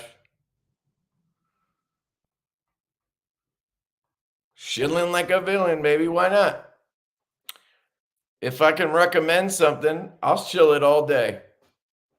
As long as I actually would recommend it to you, I have no problem shilling like a villain. But if I was just trying to get you to buy shit, then yeah, that's real shilling. I just like the word shilling, so I say it. It looks like titanium. I mean, it looks cool. I don't even like the finish or the milling. It looks too aggressive. It's like rebar. And then the open, like, why not put a filler tab on that? It looks premium. Look at that belt satin, dude. It's gorgeous. Yeah, it's an ugly mofo, dude. Sorry. Oh, dude, the mini Labrador. That's one of my favorites, Kathleen. The full-size Labrador, horrible. Could not dislike that knife more.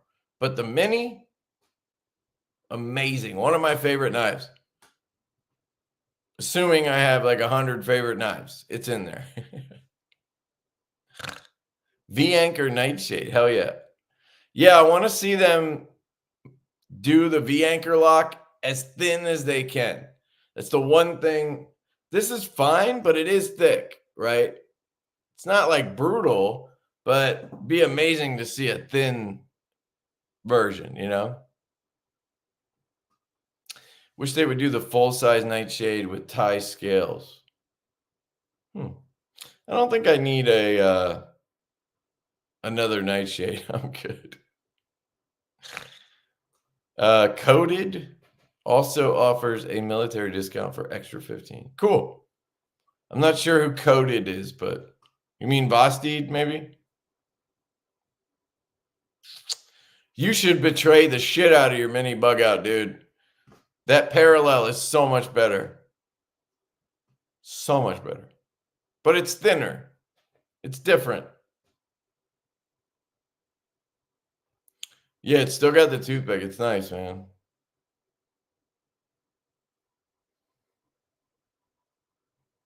I want a mini psyop so dang bad I can taste it. They're sold out everywhere. Chris Juarez is tired of hearing me complain. Shout out to my bros. I have one in the pass around. Whenever I get it back, I'll sell it to you. But the ergonomics for me on a knife that size, I wish it had the choil that the full size did, but it doesn't. How much is Jack Wolf charging for 14C? On the Steel Series knife, it was $199. Why? Does that have the titanium toothpick? Yes. Yes, it does. I don't think it's better, but it's just as good. And if you're left-handed, it's better. But my right-handed one was great. I mean, you can watch my video. I really like the B. So I don't necessarily want to say better, but I mean, it's that good that the argument could be had. These are the best proud liners I've ever seen on a knife. The way that they cut these proud liners, the way that they're blasted, I guess it almost looks like titanium, but it's not a heavy knife. I mean, they just really killed it. I mean, I need to check. I'm pretty sure it's steel, but yeah, it's steel. But it feels like titanium. It's that light. It's such a good knife.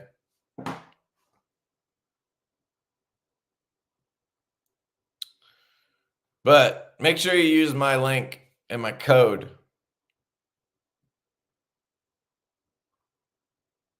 It should apply. Why wouldn't it apply? Did you try it and it didn't work? Let's find out. Pretty sure they told me it would apply, so I'll double check that, but hang on a second. Oh, because it's on discount already? Let's see. Item. What's this little thing? Discount? There it is.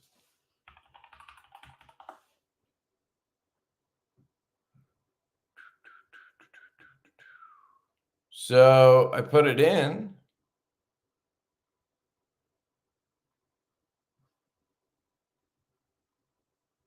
Coupon.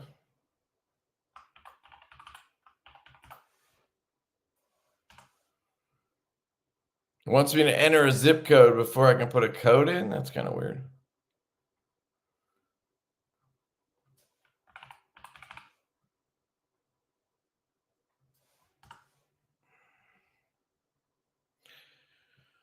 Someone has placed an order on one of the items you have in your cart. We'll keep it for you for 38 minutes. It's so weird. I mean, whatever. I just don't like when they try to rush you like that. So I have the code in here.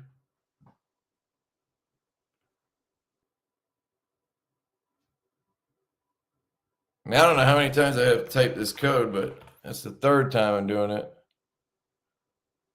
It's not valid. Why?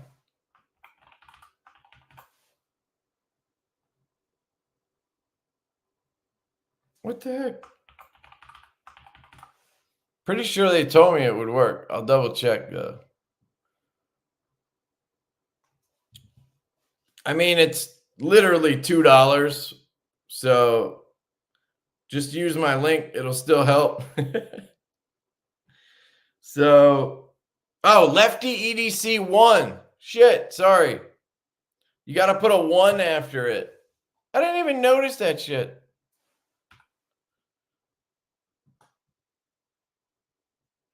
Booyah, Grandma. Hell yeah. All right, here. Check it out. Boom. 54.15 saved you $2.85. What? I saved you $2.85. Do. What? $2.85. Sorry. LeftyEDC 1 for 5% off the RTBG. All right, there it is. My B. I'll pin this one. There you go. How funny is that shit? They added a 1. Good to know. I didn't post my video on it yet, so now I know to add the 1. I'll forget, but hey, what are you gonna do? He was referring to the shilling cutter. Yep. The blade shape. Got it. Slicey Dicey's in prison. I doubt it. Let's Google it. You guys think Slicey's in jail?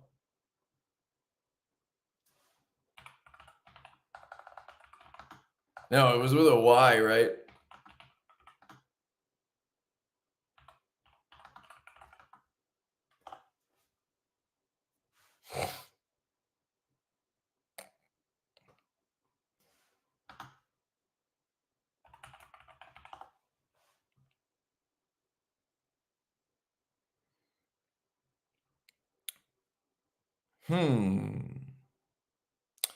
You know, I don't think I have a good way to search that. How would I search that? Obviously, Slicey Dicey is not going to work in jail. Oh, shit.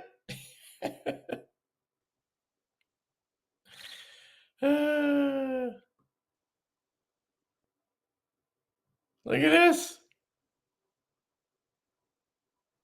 Dude.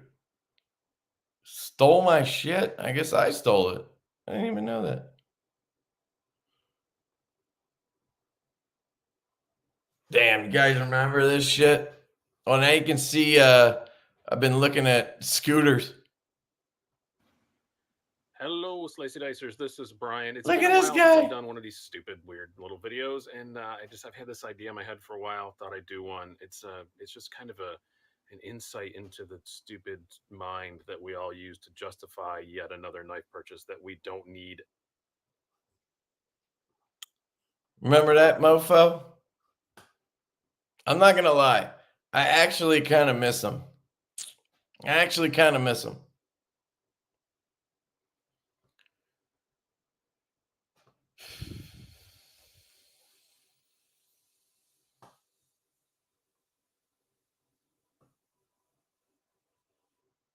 Low stock. Someone else just bought the knife in your cart. It's shit on all those like Shopify websites. You get that stuff everywhere. Someone in Pennsylvania just bought one of these.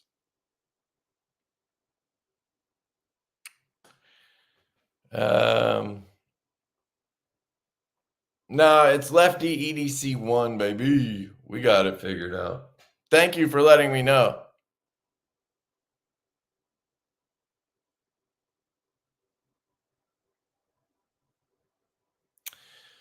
Yo, what up, Grizzle Bear? How's it going, man? Check out Stas's video on it. He reviewed it pretty hard. The B?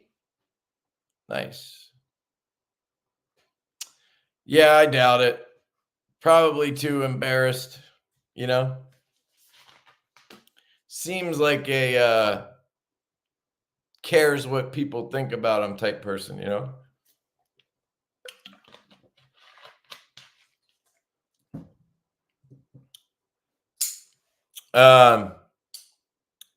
The one downside with Slicey, though, was he fucking loved everything. So when I was first getting into the hobby, he was a channel when I was first getting like deeper into the hobby, like not knives, but like, you know, enthusiast. He was one of the channels that was really popular. Him, Shabazz, and then I think Metal Complex was starting. And he just loved everything. So any knife I was looking at, I'd watch a review and it would always be positive. And then I would get the knife and it would suck balls. And I'm like, eventually I was just like, what is this guy doing? Well, he was probably shilling, is what he was doing. So for new people to the hobby, I feel like that's tough, you know, like you want to be positive so they get a good experience, but you need to give honest opinions so that they don't buy shitty knives and waste their money, because that's what happens. Do you have an affiliate link or a link for Best Tech? I do not. Nope. Best Tech has never wanted really to send me stuff. They'll occasionally reach out when they want to send out their Best Tech Man stuff that I break in half. But no, I don't. And I would seriously doubt that they have a discount code on their site. They're not going to discount anything. What is shilling? Shilling is where you like push links and code. You try to get people to buy stuff just so you can make money. So there's people who have Amazon links and they'll just try to sell you anything, whether it's good or bad or absolute dog shit. You know what I mean? And you can pick these people out. It's pretty easy. If you watch enough channels, you can figure out who's just trying to sell you, you know, to click on links and who's actually giving you an honest opinion.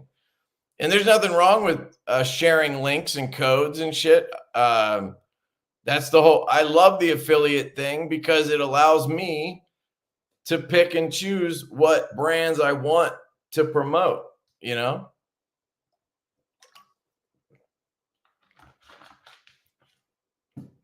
Where some people will get paid to make a video, right? It happens in the knife world, but it's less common than in other communities. But brands will just pay you to make a video. So you just make a video, you say the stuff is awesome, and most of the time they don't even tell you that it's paid.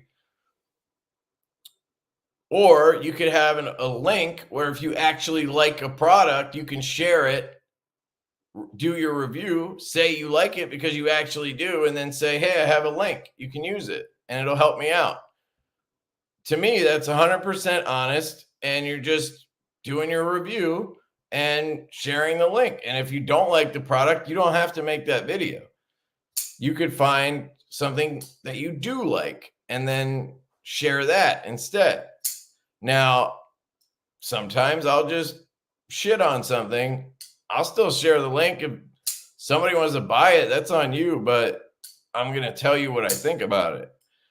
But it's a lot different if you're just getting paid for the video. You know what I mean? So that's a shill, is like, it's a negative thing, but I just think it sounds cool. So I like using it. Yeah, there's an example. There's a great example. But I don't know if she does she disclose that it's a paid promotion on all her videos? Because I think 95% of her Instagram posts and videos are all paid. I think she has like a pricing thing on her Instagram profile. So you can just hit her up and pay whatever, and she'll show up your item or whatever, which is fine as long as you tell people you're doing it. She's making a living doing that, whatever. But I don't watch any of her content because I know it's basically all paid for. So it's just, it takes away the objectivity, I think. Because when you get paid to make a video, you're going to try to find ways to make that product look good, right? When you're a reviewer, that's not your job. Your job is to show people the item and then give your feedback on the item, good, bad, or indifferent, right? But if you're getting paid, you're going to be like trying to find things that are great or make shit up usually to make it sound better.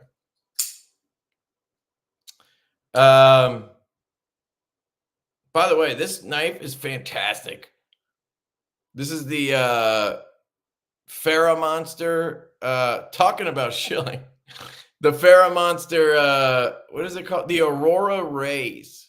So this is their third knife. They have 3 knives up on their website, which I'll put the link in a second. But they have the Urban Grip and the Glide Man. I did a video on those two. The Glide Man, once I put skiffs in it, holy shit, that thing is incredible. Colin actually just bought one. So I sent them my video, and they were like, can we send you the Aurora Rays? So this is the other one they have on their site. And I was like, yeah, sure. This is fucking incredible. It weighs like nothing. It's milled out to the gills in there. It has a beautiful milling pattern. The detent is so good. Action is great. I tightened it down because it was like scary drop shut. Dead nut centered. It just feels like nothing. This is going to sound stupid. And I said this before I actually handled it. I looked at the design and I said, it kind of looks like a Grimsmo sort of, right? Kind of has a Rask type look. It feels like one. Now, it's not as thin. It's not as contoured. It's definitely not as clean and premium as if you've handled a Grimsmo, they're fucking incredible. The mastery of craftsmanship on a Grimsmo. It's like to me, Grimsmo is like the peak of production knives, I think. But it has that feel. It's just it's really fucking good is what I'm saying. And the detent on this is so good. And this one has a hand satin, which looks so much better than their machine satin on the other two. Just gorgeous. It's so smooth. I can't wait to take this apart and put skiffs in it. Check that video out when it comes out, because I can almost guarantee you it's going to be next fucking level once I skiff this bitch up. So good. And they're like 200. How much is this? The Glide Man is $200, I think. With my code, I think I have a code for them too. LeftyEDC, 10% off.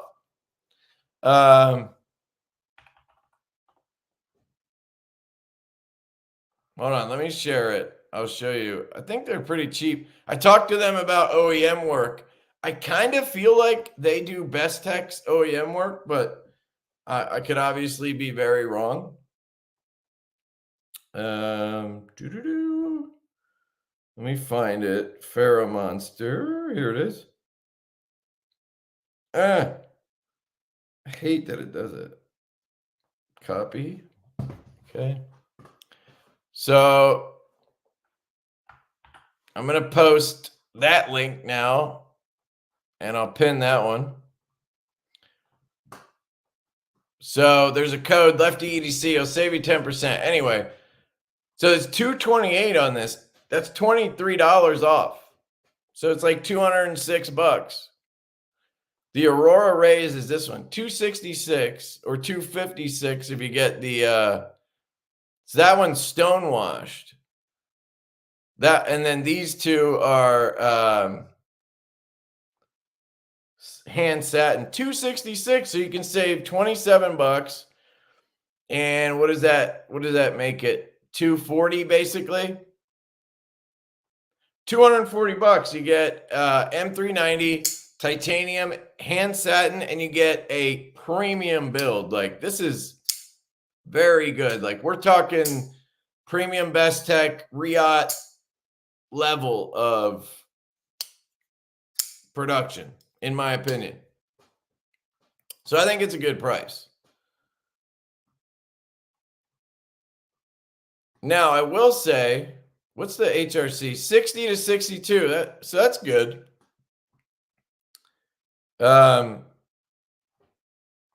60 to 62 is, I think, for a production knife is pretty, it's like the best you're going to get for M390. So I don't know why Remet, Monster, the new Tyconic that I shared earlier, a bunch of other new brands lately. Why are they all using M390? Do you think I gotta take this comment down? It's just been sitting there for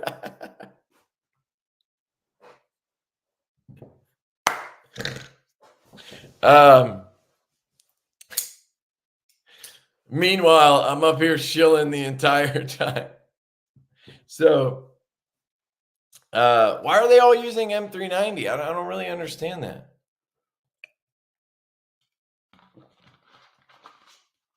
The Lefty's lover? I don't get it. You gotta explain that one. Nuts for knives.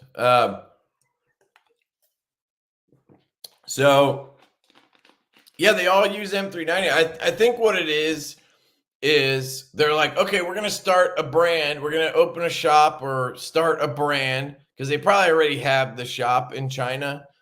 They're like making OEM parts for people, and then they're like, hey, we could actually just make the whole knife and sell it and make more money. I think that's what happens in China.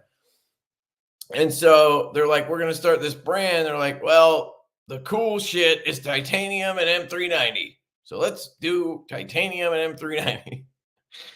So every one of these companies, I'm like, dude, get yourself some S90V, baby. Get yourself some LMAX, Van X. Like, come on, baby. We don't want M390. Nobody wants M390 anymore. No, thank you. No, thank you.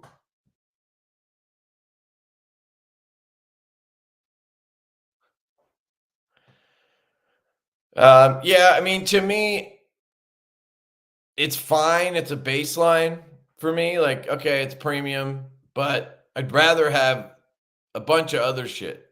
Right now, it's a lot of Magna Cut, which I think is overrated, but whatever. I'd rather see S35 and have it be a little cheaper, right? That's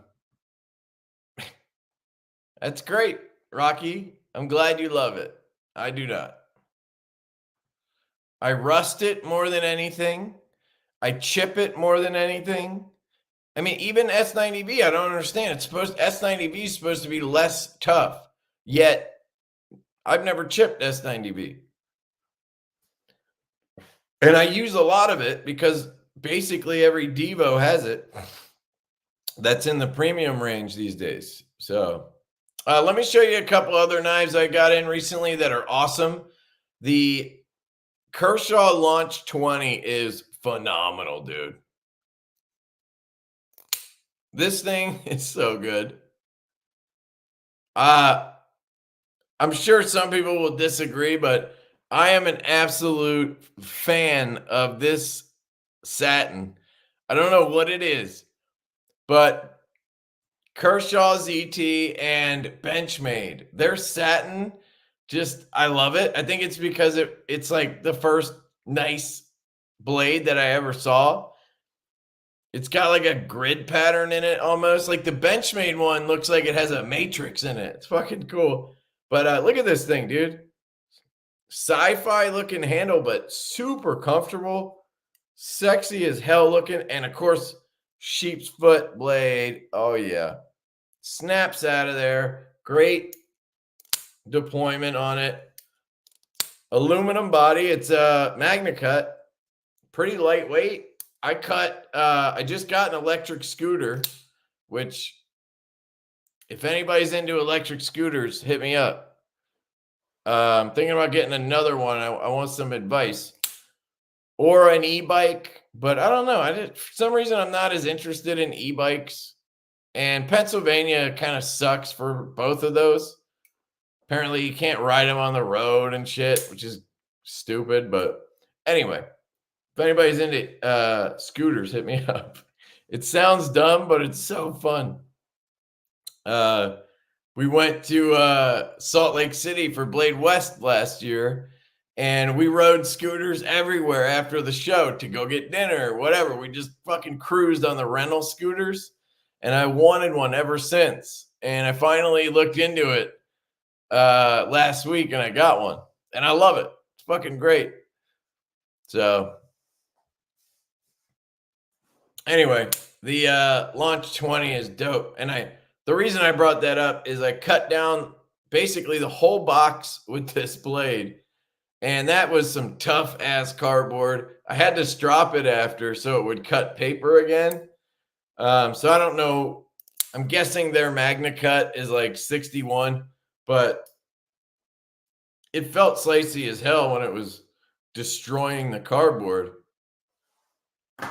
And then I have the link from Concept, and it's in this Damascus.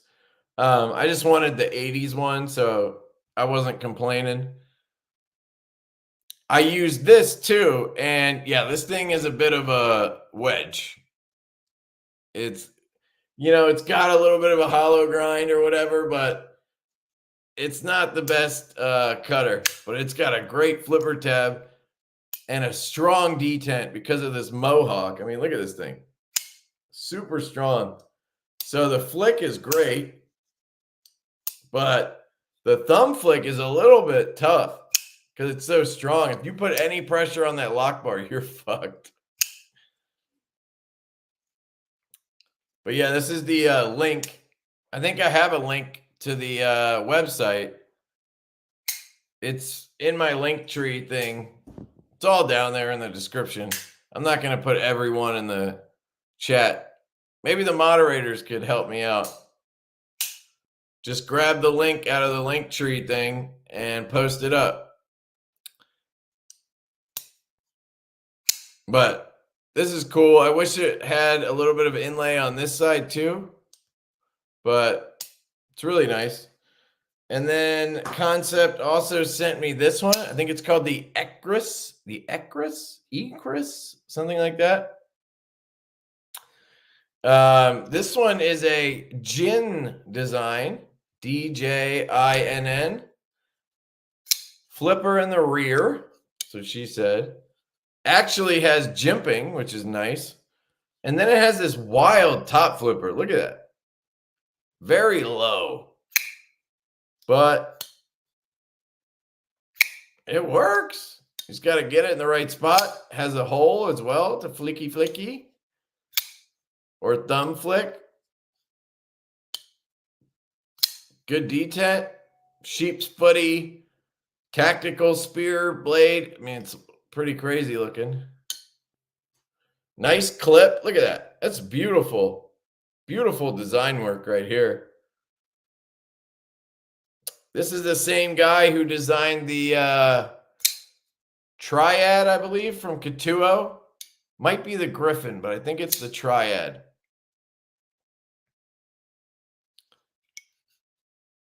Really nice. The Ecris. So I have a video coming up on those. Kershaw said they're going for 62, 63. Going for, I don't know if they hit it, but no, I might have just cut a lot of cardboard. I mean, it was just a big box, but maybe it was enough to put a dent in it. I think ProTech will do a good job on S3. What do you mean will do a good job? Like, are they, why are you mentioning that? Are they coming out with something new or something? Just curious. Can you reach around with the front flipper on this thing? Yeah. Or on this thing. So right-handed, so for me it's hard because I'm always on the lock bar. If you're on the lock bar, you're fucked. So you'd have to get off the lock bar and then grab it. It's gonna fly out of my hand. Ah, got it. Yeah, not too confidently, but it could just be because I'm left-handed. Try it lefty. Finger on the pivot. Yeah, I can do it. I'm just scared to drop it on my keyboard. Then I have from Tenable Knives. This is the Concept Budget brand. This is their budget anomaly, which if you saw my review, I really loved the titanium anomaly. I don't love this one as much because the no jimping on the flipper tab, which is a common concept thing, kind of hurts on this one because I'll miss it sometimes.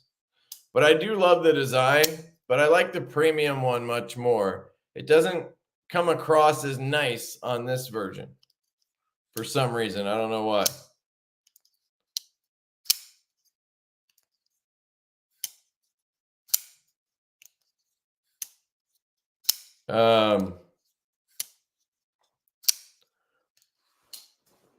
ProTech, I think, uses what the hell do they use? I think it's CPM 154, but it could be 154 CM.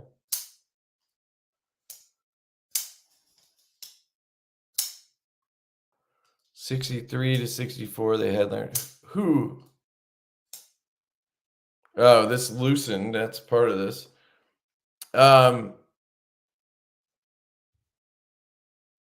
Who had Laren Thomas help? Kershaw? Because you said 62 to 63 a minute ago. Last is what I heard. But then you said 63 to 64. So I don't know. Oh, anyone know what ProTech does it at? Yeah. Yeah. Most of them try to do 63, 64, I think now. Hogue, Tactile, I think.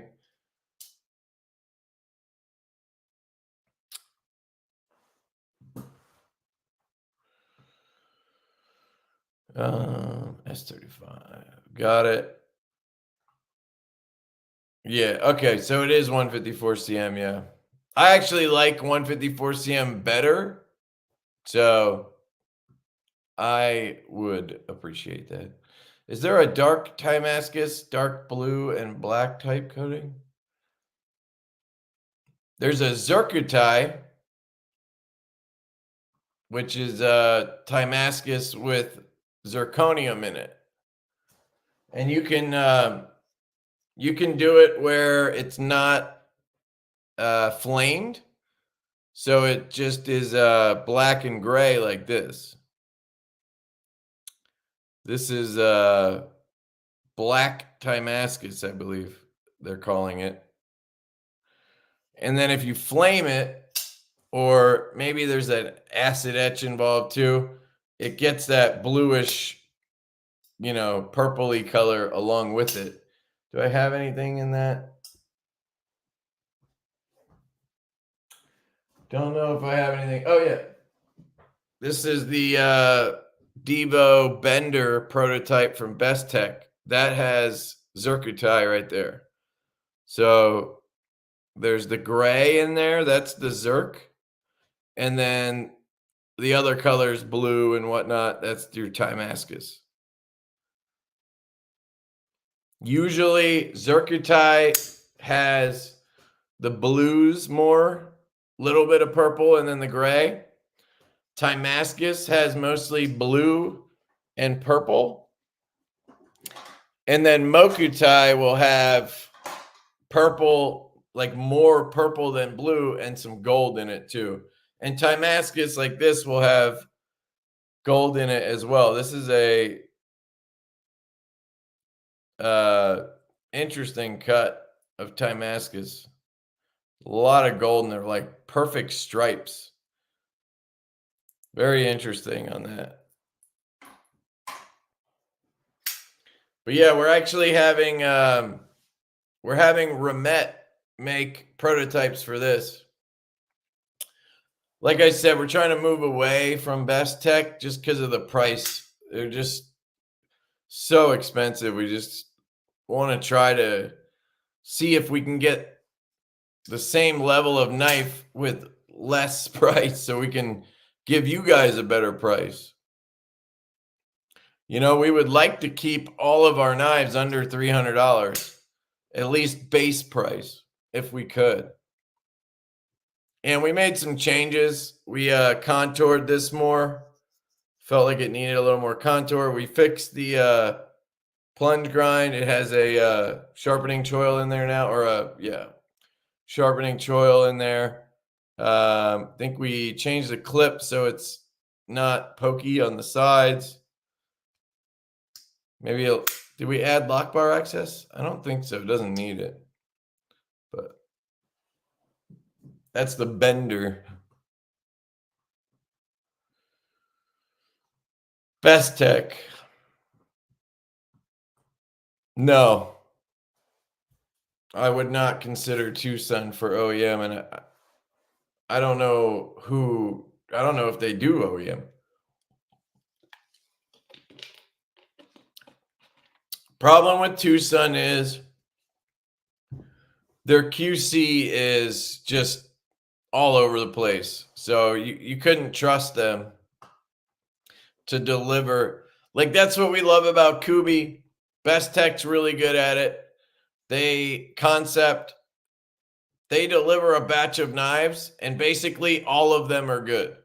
Of course, you're going to have here and there little issues, but for the most part, when we QC check a Kubi order, we maybe tweak centering a little bit here and there, clean a little bit of oil out because it gets a little stick from too much oil, stuff like that. But we rarely have to like set a bunch aside for something.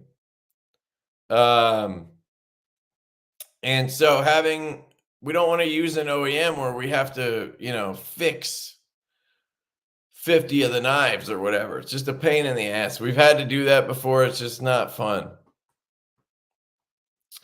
I think they use different shops. So they've told me that they make some of their own stuff, and then they also outsource some of their stuff. So I would guess Riat or whoever the Best Tech OEM is, like maybe Monster or Remet or whoever the hell it is. But yeah, and then they make some of their own. Because you can see look at their pricing. They have some knives, they're like $250 or $188 in premium materials. And then they'll have a knife in similar materials that's $350 or something. And it's like, what? And it's because, they're making one and they're outsourcing the other. It shows you right there the cost of, using an OEM is obviously more than making it yourself. They are sick, man. I love their stuff. So, I don't know. Sometimes I think you got to just, if you like a knife design, and you can afford it, I think just go for it. Just because you think it should be $50 less, I just don't think that should matter all that much, unless it does because you don't have the money or whatever. But I think we get way too caught up on price these days. Now, I'm talking about it for Divo because we're selling, hundreds of them. I want to give the best price I can. I think that's a little different, but if it's like a knife design I really liked and it was $350, but I thought it should be $299, and I would just buy it.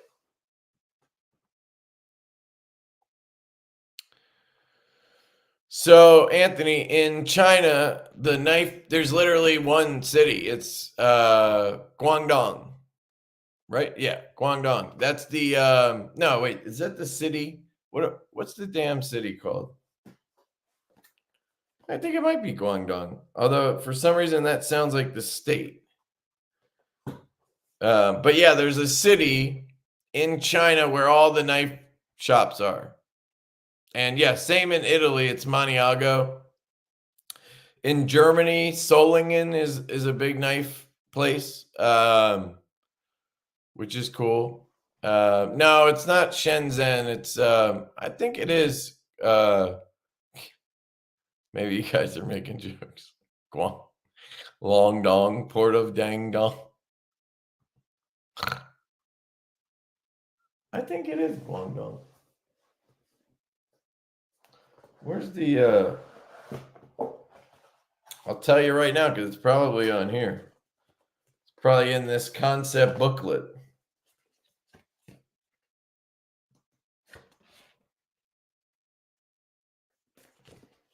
Of course it's not.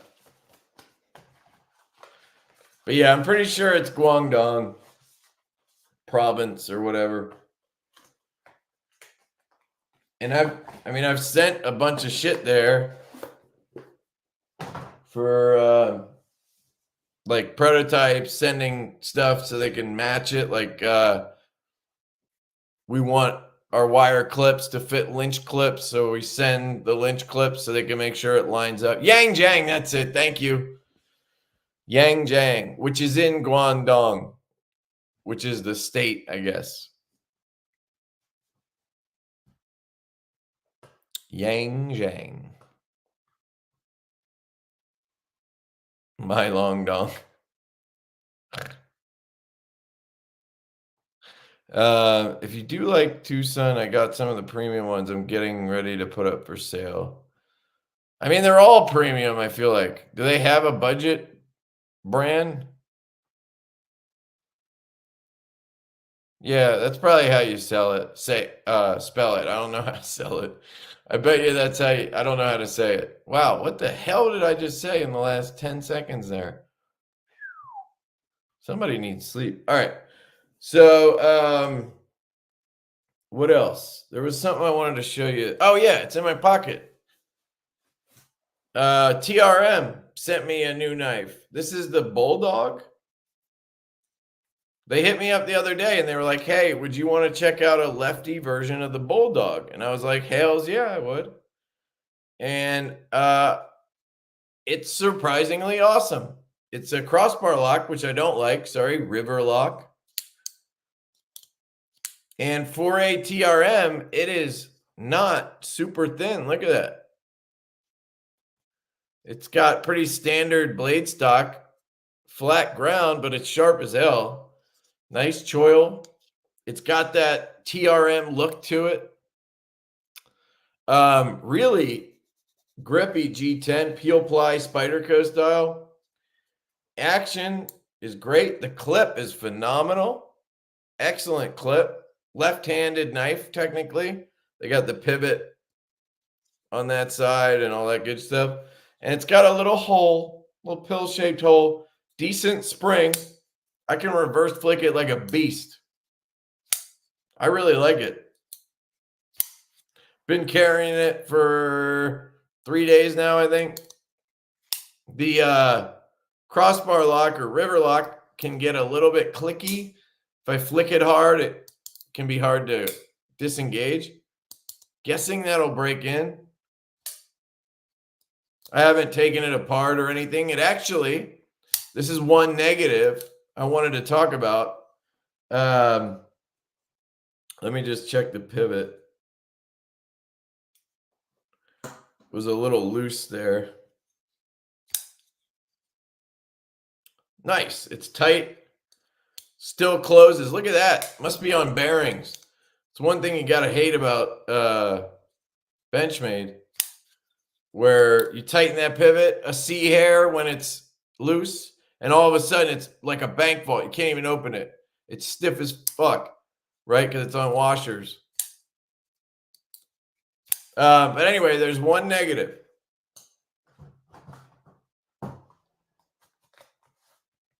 Yeah, I really hate this. I love TRM. Great people, great company, great knives. Have nothing bad to say about TRM. But I really don't like this being in my knife box.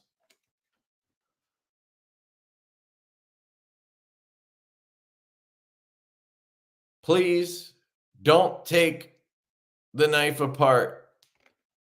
No oil needed. Thank you.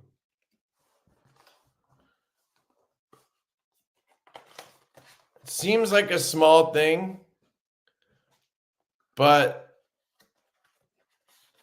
when a company asks you not to take the knife apart, it's frustrating, because what that tells me is if I take this apart, I'm probably voiding my warranty.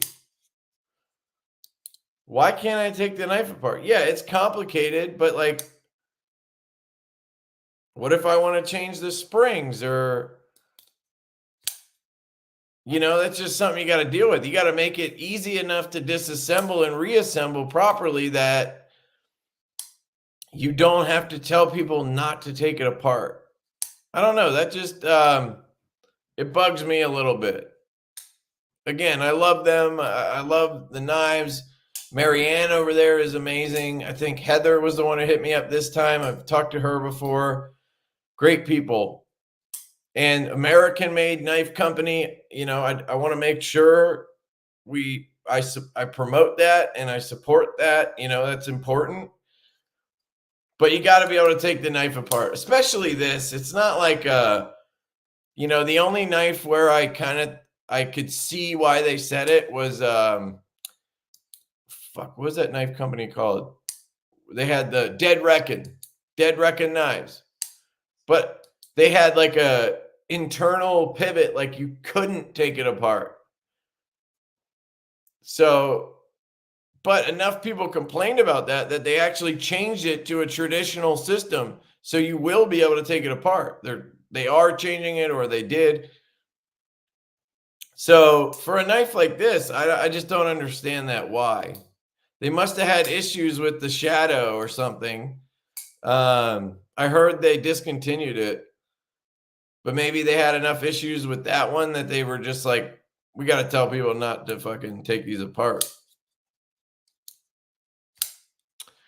So, I don't know.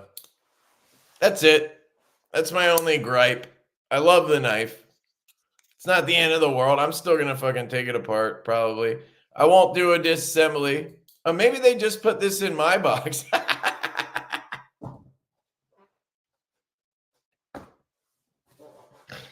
I didn't even think of that. What if they just put it in my box? Does anybody have one of these? I need to know.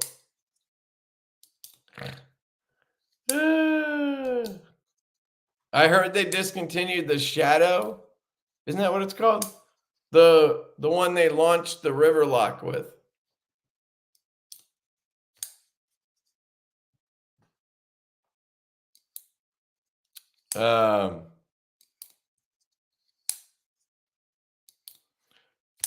Yeah, I don't know. Maybe they saw one of my disassemblies.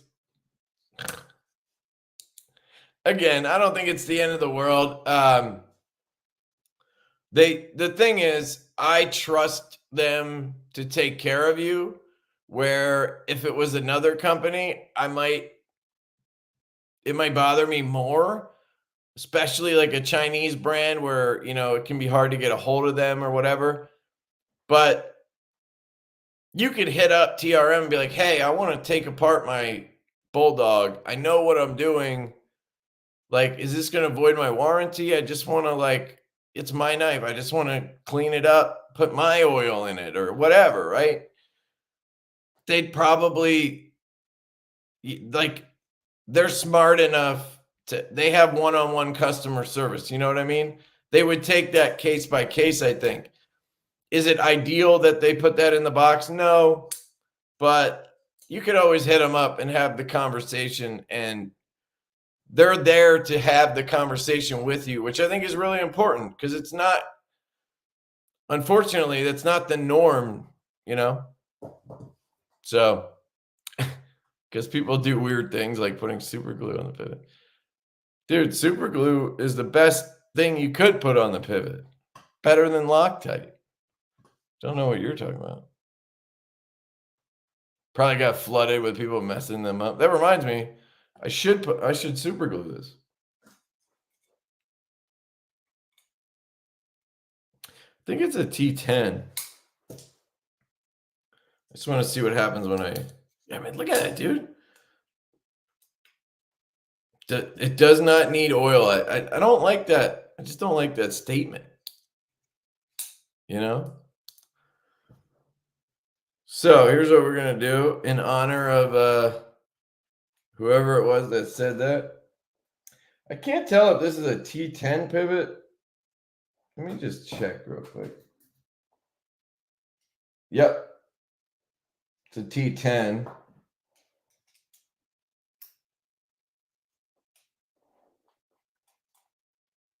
Maybe their river lock is just a pain in the ass. You know?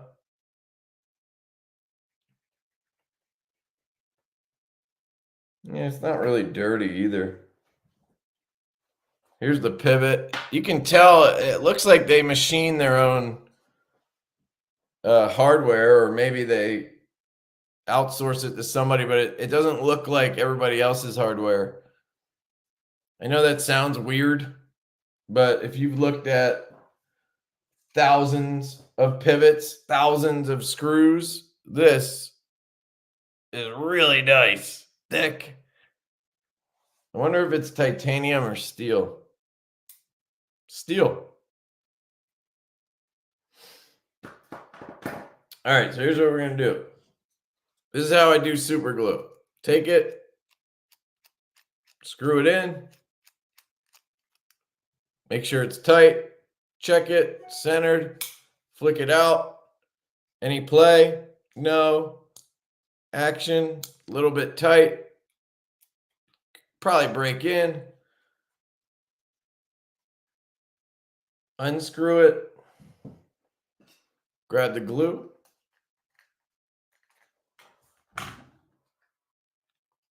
Get a little bit going here. And then I just want a little bit on the threads, like right in the middle. Roll it around so it gets nice and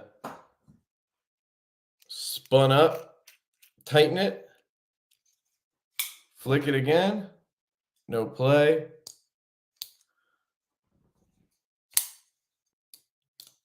Feels perfect. Dead nut centered. And then I'll just let it sit here for 10 minutes to be safe while we talk, and that's it. And that is why I use super glue, because I don't need to wait 2 fucking days for it to cure, or wait 12 hours and hope it cures and then end up having it loosen again and then be like, fuck, you know? It's just annoying. Look, this thing loosened a touch. See if it has play now. No play. Look at this.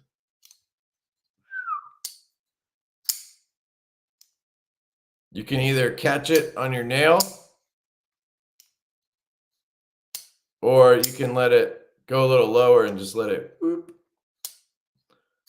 That was one of the only gripes I had on this knife. The detent's a little late. I mean, it's not stupid late, but it's a little late.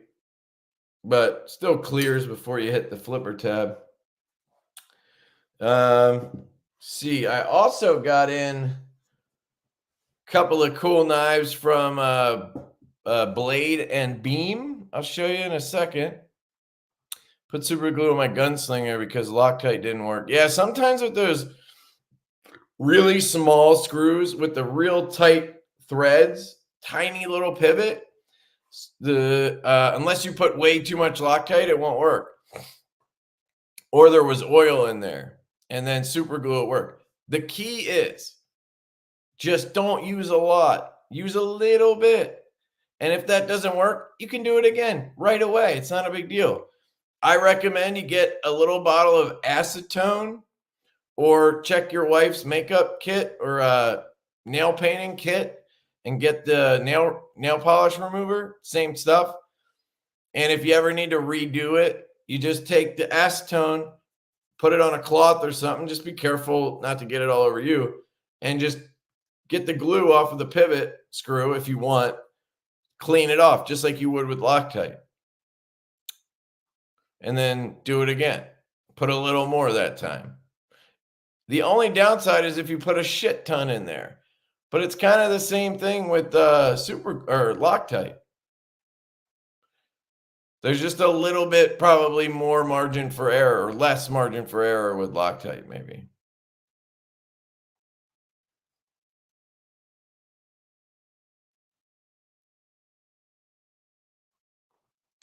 I don't think that counts.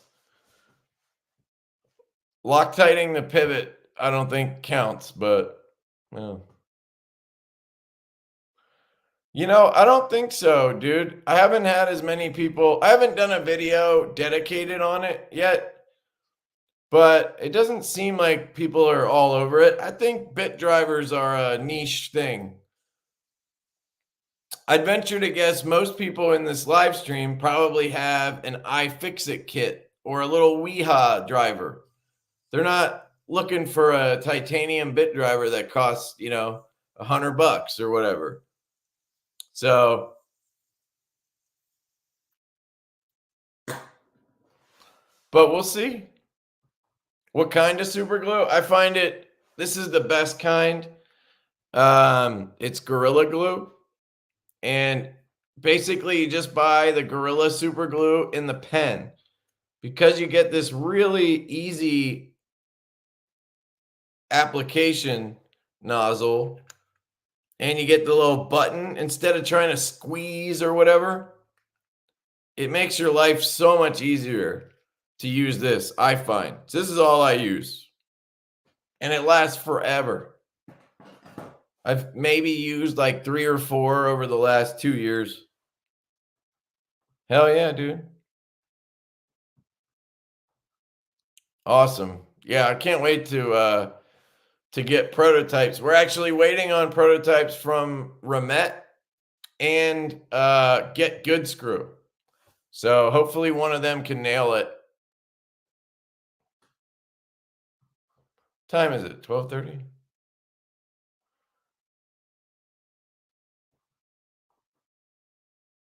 Yeah, I can tell you, David, you get some crazy shit, man. It's definitely interesting what people can do to a knife, or what can happen to a knife. So, yeah.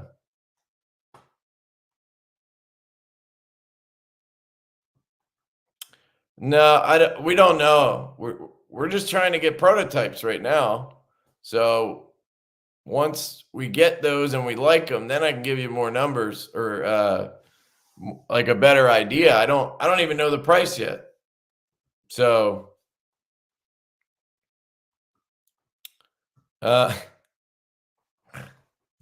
if you that is a natural thought process. So if you super glue the pivot, you can easily take it apart. It's just like Loctite, man. You can break the Loctite. So unless you put a shit ton in there, which, like I said, you have to use just a little bit, just like Loctite. If I have a whole video on it, Derek, you can check it out. It's called Best Tool for the Job Thread Locker. And I talk about glue versus Loctite. But basically, look at it this way. When you have glue, what does it do best? What is the glue doing? It's keeping the two things together like this, right? So there's glue here holding this seam together, right? If you try to pull it apart like this, it's very, very hard. You super glue something and then you try to yank it apart. It's going to be tough. What do? All you do is this. You just have to break it.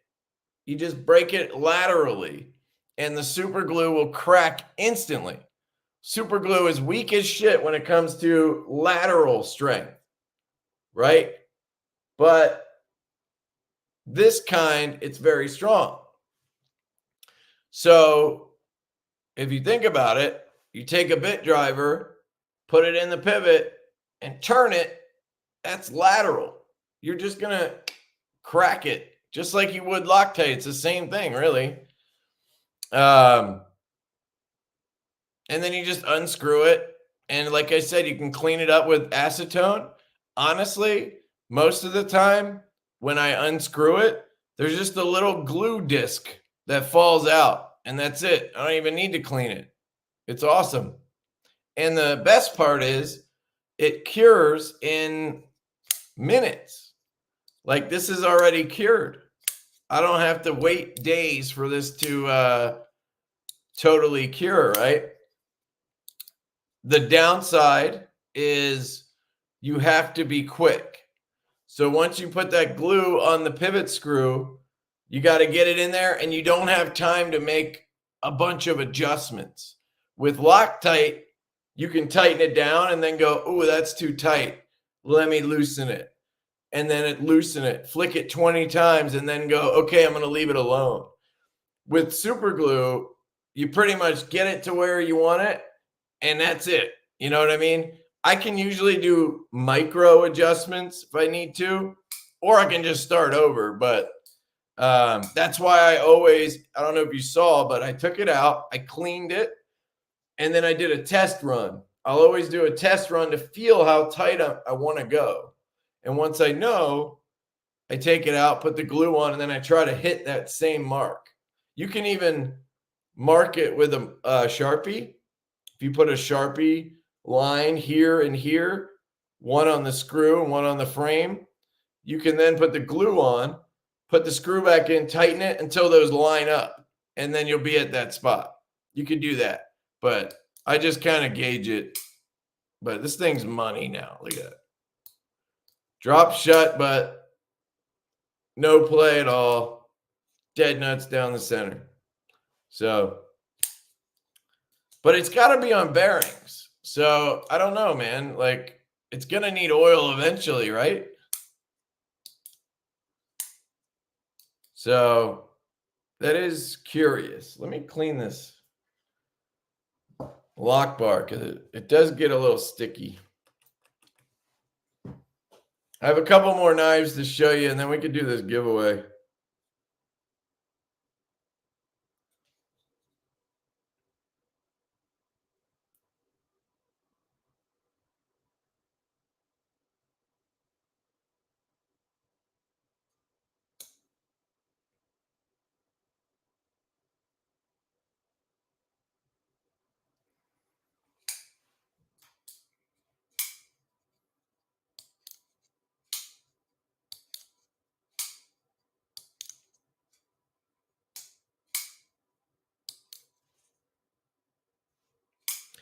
Steven says he just got the Vero Vortex tie 2 weeks ago. Otherwise, I'd buy one.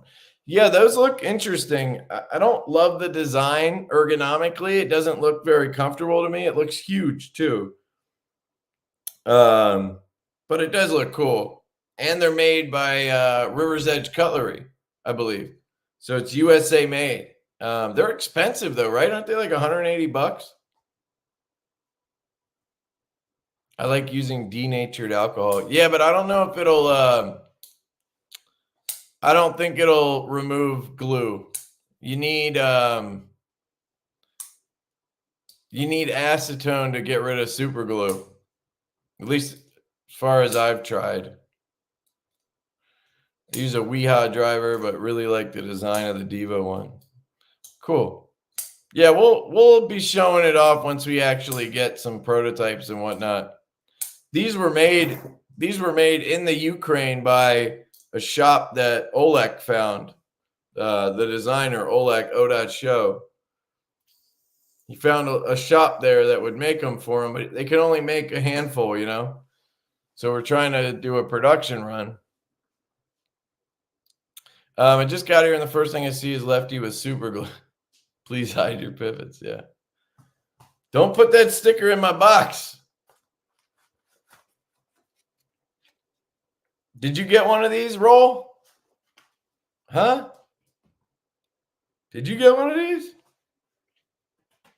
Or was it just me?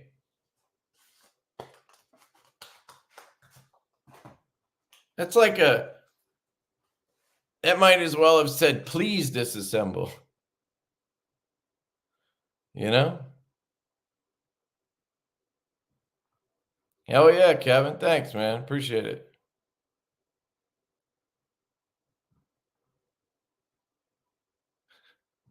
Well, I don't do it on purpose. You could heat it up, I guess, but I've never had a problem just breaking it. Again, just use a little bit. Yep.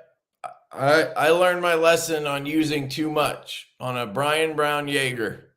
I put way too much in, and when I was tightening it, I was thinking I should just stop and get it out of there. And I just said, no, I'm going to force it. I got it in and I could not get that back out. I had to send it to him. He had to drill it out. And then he was like, dude, you got to promise me never to use super glue again. I was like, sure. Yeah, I actually wanted to get the link. I wanted to get the link and then I got distracted. It's Blade and Beam. So this is a dealer, really cool dealer. Let me drop it like it's hot. Drop it like it's hot.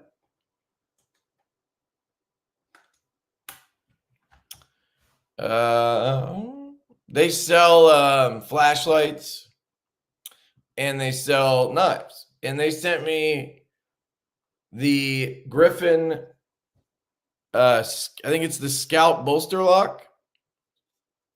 And they have them now, as far as I understand. Titanium, marbled carbon fiber. It feels really light. Front flipper. Hollow ground blade.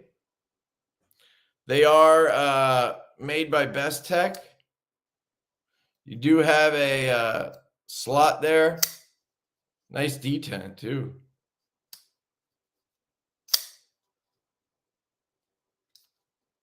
Bigger knife. Definitely not a small boy. It's got to be like 3.75, 4 inches maybe. So she said.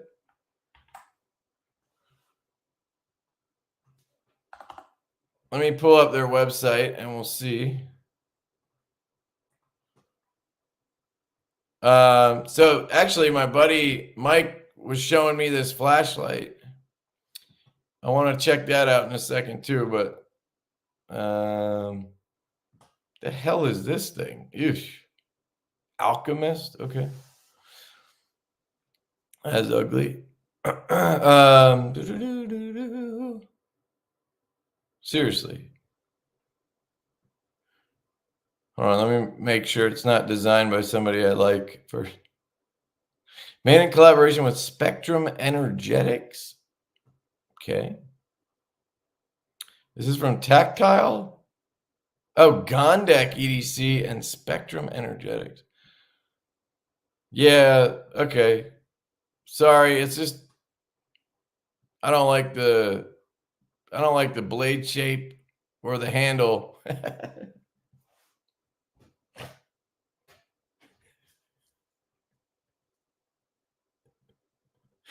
Sorry. You mean you don't like the whole knife? Oh, it's funny. Tie connector hardware. So yeah, USA made, internally mounted. I mean, it looks cool. Flipper. You know what it reminds me of? It reminds me of the ZT0450, which was my favorite. Yeah, it's got some really cool aspects. I just don't like the design personally, if that makes sense. Not trying to be rude. It's just that's my gut. I thought it was tactile.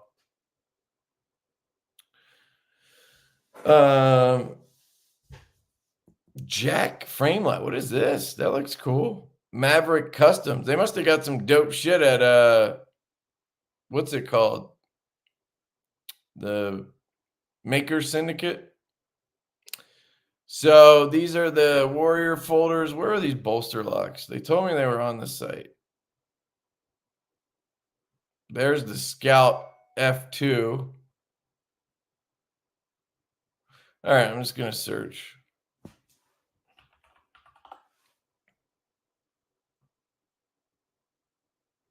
So I swear she said they were on the site. I asked earlier. Maybe they sold out. The Griffin Co knives are both live on our site, and the Pathfinders drop tomorrow. Okay. Combat beads. Let's try it this way.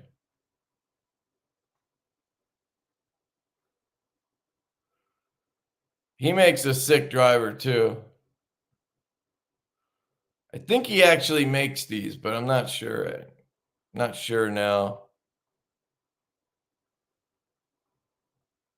Okay, here they are. What the hell? Okay. So they do have them. They're $335. There you go. So X series. That's weird. He called it the X series, just like Pena. Guess it doesn't matter, but it's interesting. Satin and carbon fiber, 8.375 overall. Yeah, how is that a 3.5-inch blade though? It must be a way longer handle than blade. Interesting. 3.5. Maybe that's cutting edge. I don't know.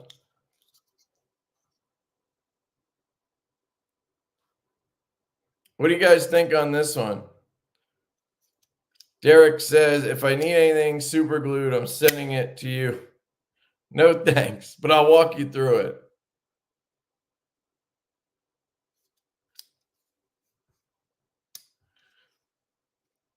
Not really that I can think of, Tanner. I'm pretty good with not worrying about it once I sell something. Thanks for the $2, Derek. Roll says, yeah, I got one of the Bulldogs. I'm apprehensive about taking it apart, but the card does seem like a challenge. All right, yeah. I won't do it on camera because I feel like that would be just blatantly doing what they don't want. But I probably would take it apart if I need to. I don't need to right now. I don't really like taking apart crossbar locks unless I have to. And it does feel great. So for now, they're safe. And I'll probably pass it. Well, maybe I won't. It's left-handed, I guess. We'll see. Yeah, but that's different. Do they say that on, I don't think they say that on their locking knives. It might just be a thing on their website. But the reason they say that is disassembling a slip joint is a whole nother animal. So, yeah, it sounds hypocritical, but Jack Wolfs, for the most part, have a stronger spring. If you take this apart and that blade comes off of that pivot or off that spring, you basically need a vise to get it back on. And some fucking, you got to tape the blade up and wear like cut-proof gloves. And it's a nightmare, dude. It's so hard to get a slip joint onto the spring again. So it's not because they don't want you they're worried about the screws or anything like that. It's because it's literally going to like be impossible for most people to get it back together. And it's a slip joint. It's just a common thing with slip joints. So maybe that's a good point, and crossbar lock should feel the same way. But that's the reasoning. It's a little different in my opinion. But I get where you're coming from. Oh, awesome. Yeah, they're good people. They're good people at Blade and Beam. So this is the crossbar lock, the bolster lock. And then it looks like they have either all these scales available. I think that's what it is. You can buy the different scales, which is cool. And then they have a fixed blade they sent me too, which is, wow, $260. Is that Magna Cut? Yeah, probably, but that's a lot for a fixed blade. Holy shit. Where are they made? Bestech, Jesus. So, sorry, I kind of got sticker shock on that one. You get a sheath. You get a knife, which it's a nice knife, but I don't know. That just seems crazy. It's very comfortable. Damn, that is really comfortable. I've never actually really played with this because I'm not a fixed blade guy. I was just going to show it off and whatever, but it does have a hollow grind. Man, damn, it feels really nice. Look how thin that gets. That might be too thin for a fixed blade.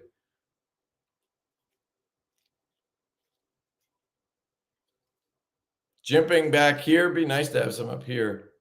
Has a hole there for flicking. And this makes sense. Magna Cut makes some sense here. I don't really get it on all the folders lately, but has pivot screws. I don't know why this is so expensive. Bestech's just really expensive.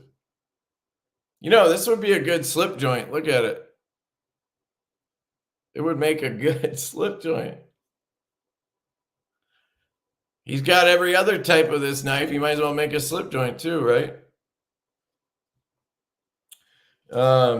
He says it has a good little applicator with it too. Are you talking about this knife?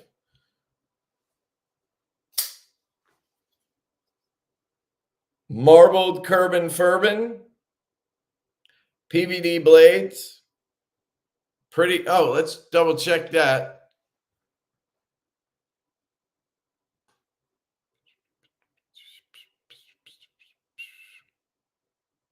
So interchangeable scales is cool.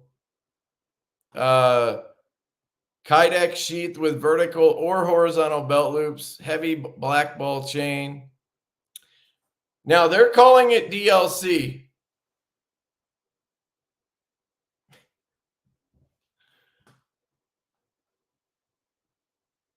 I don't know, guys. I don't want to test it because they're going to sell these after, but I really want to take a bit driver to this thing. It does not look like DLC. It looks like PVD to me, to be honest. But I could be wrong.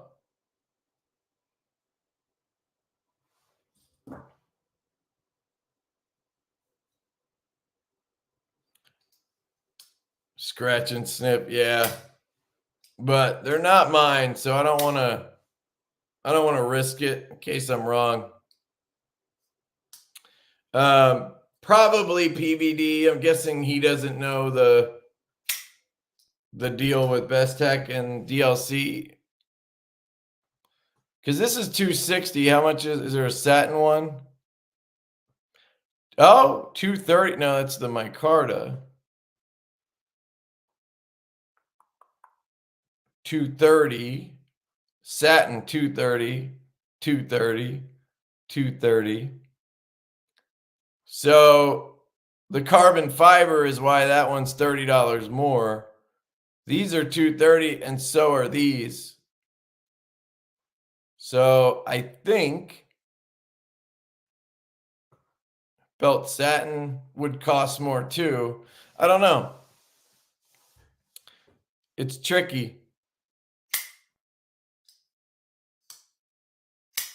I've never used a magic eraser on a PVD blade after scratching it, so I'm not going to risk it.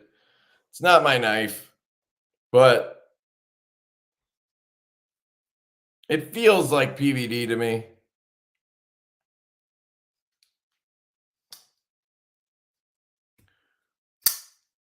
But anyway, it's really cool.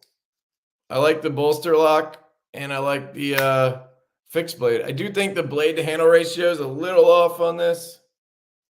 When you close it, you can kind of see it. There's a lot of handle left after that. It's not terrible, but it's not that bad now. I just wonder why there's such a difference between it. Maybe it's actually not 3.5. Maybe it's more.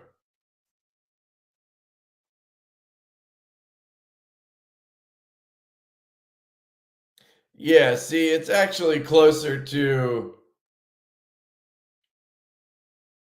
3 3/4, 3.75-inch blade. That makes a big difference in the specs.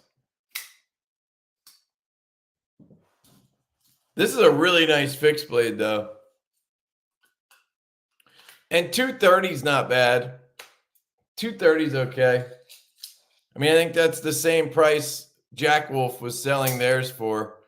So the extra $30 is for the carbon fiber. I mean, I would never spend that on a little fixed blade, but that doesn't matter. And again, like I said before, if you want it, it doesn't make a difference. Yeah, exactly. It doesn't look like DLC to me.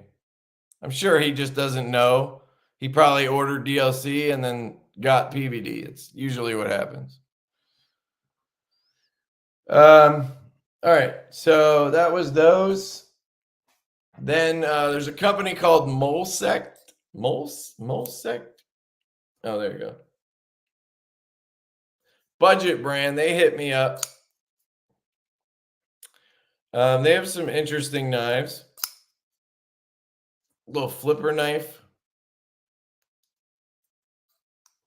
Now they have one flaw that bugs the shit out of me.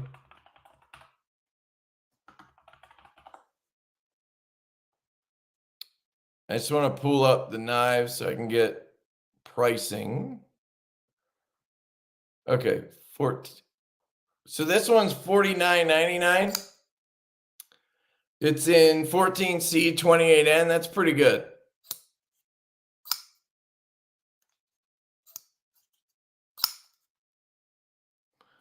Then you have this one's awesome.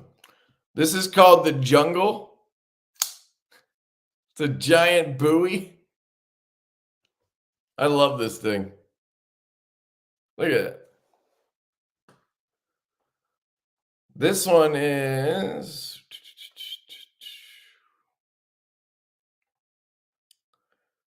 $59.99. G10 and 14C. That's a great price, I think. $60. You get a buoy style folder.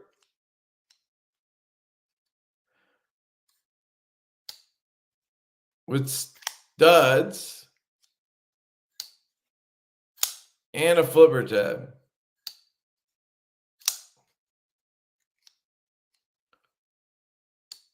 And it's a beast. Huge. Molsect. Here, I'll show you the website. Molsect. I don't think I have a link or anything. Cerakote is a lot softer than PVD. PVD is actually a process. The material or the coating is usually TINC, I think. C for carbon, I believe. That's why it's black. Pretty sure. The PVD is particle vapor disperse something. It's actually the process, but we just call it PVD. Anyway, it's Molsect. And then I have this one in titanium. And what's the steel on this one?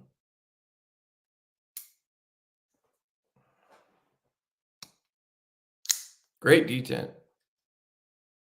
I wish it wasn't bead blasted, but man, nobody puts the steel on their knives anymore. That's okay for us to do, but 180. 180. What the hell's in this? S35? S35. So I don't know. I don't love that price, but it's made well. It's got like an inlay, onlay thing with some weave carbon fiber. It looks like the cheap kind, but it might just be because it's flat. But I mean, it looks like a pretty nicely made knife. But herein lies the rub. This is my issue with all of their knives that I've tried. I've tried 3. They all have it. They have a late ass detent.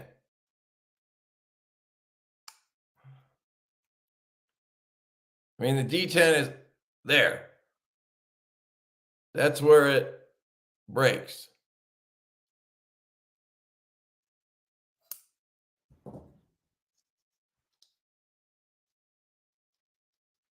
That's where the detent breaks on this one.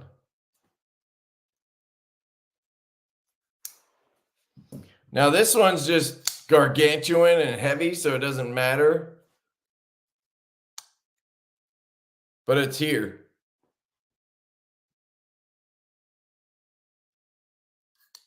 So an example would be, here's the stout V2. That's where the detent breaks, right there. Just to compare it.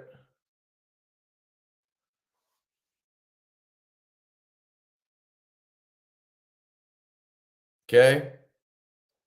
I'll grab a knife. I don't even know exactly where it breaks on the Fireball, but let's take a look. Right there. Barely even. So all you got to do is clear that spot, push the lock bar enough that it clears that, and you can shake it down, no problem. Okay. And as a lefty, it's a bigger issue because you go to disengage it. Usually you pull it down a little bit and then you turn and you shake it, right? But if it gets stuck on that detent, these have like a weird detent ramp, so you can throw it past it, but you have to get the right angle because it usually just wants to pop back up. And it just doesn't feel good. I just don't like how that feels. So I'm a big stickler for a late detent. And these all have them.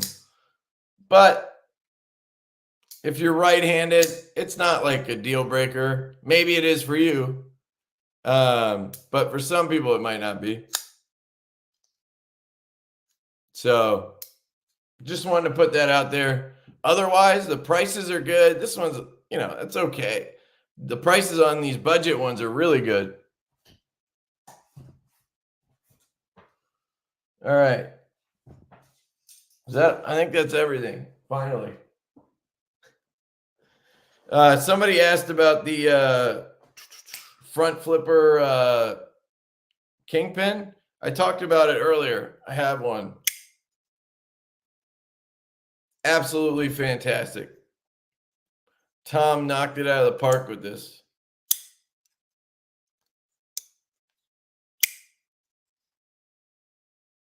And he makes a Lefty, which is dope.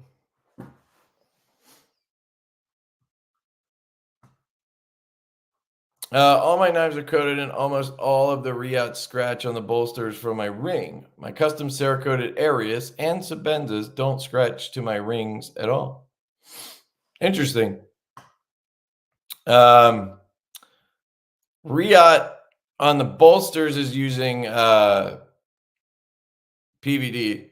And for the most part on the blades too. I think they will do DLC, but you have to ask for it and pay more. On your Arius and your Sabenzas, maybe the coating could be super thick, the Cerakote. That could be a reason. Or somehow you're just getting lucky. I don't know. Maybe the way the knife design is could be helping. Or the titanium underneath is a lot better. That could be a reason too, I guess. PVD should act like a Cerakote, shouldn't it? Well, sort of, but it should be a lot tougher because it's a harder material than Cerakote is. But I'm not an expert on that comparison. So, but as I understand it, Cerakote's like down here, PVD's like here, and DLC's like all the way up here.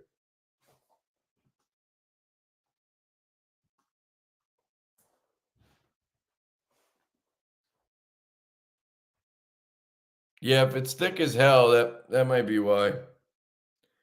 Let me just check on this Bosy thing, see if they answered. They did. Our website is running an autumn sale. Some knives like Anilo Thunderbird will have 15% off. Would you please share this? I did. You pick one winner from your audience who is watching your live stream now, and we will ship him a new Anilo.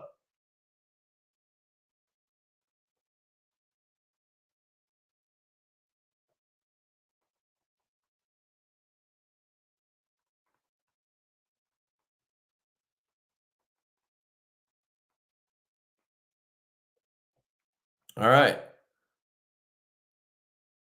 Shout out to Bosty. See, isn't it? Sometimes it's better to do a live stream till 1 a.m.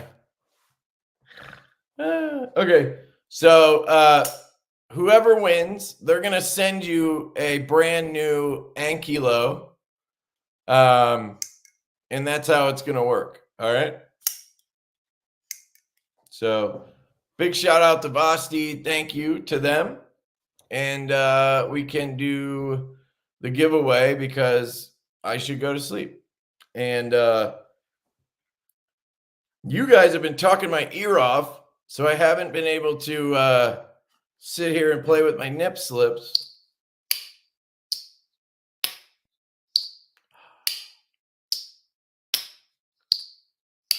Dude, I don't know if that comes across.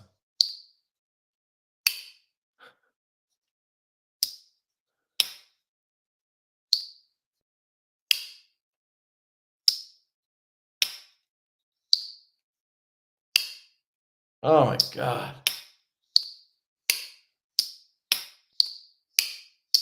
Ah! Just kidding. All right.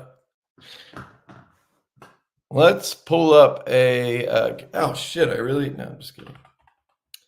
All right. StreamYard giveaway tool.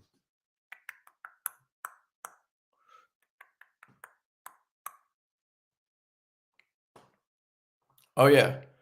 Quick, nothing's quick when I do it, but I wanted to give you a heads up that if you're an Apple person, well, you can pre-order the new iPhone, and I think the watch is available, but AirPods 4 is out. I pre-ordered them last week and they shipped today. And you get free engraving. But the new ones have active noise canceling and transparency mode on the regular AirPod design. So you don't have to get AirPods Pro and shove those things in your ear canal to get cool features, which is awesome. So I just wanted to mention that because I lost my AirPods 3 after Blade Show this year. I don't know what happened to them. After my trip home, I had them on the trip. They just disappeared. So guessing my kid like put them somewhere, or I don't know, but I searched the whole fucking house.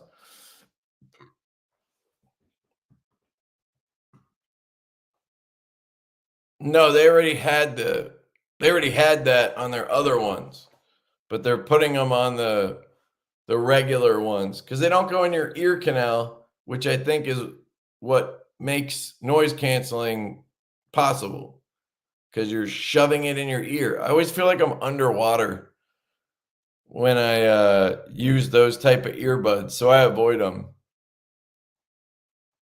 Yeah, the regular ones are $129. If you get the noise canceling, it's $179.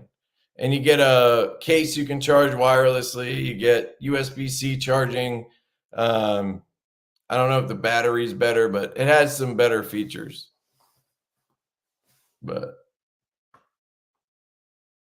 yeah, I tried, but I think it was like 2 months later when I started looking for them, and they were dead or they were out of the case. Who knows what happened to them? Yes, I tried.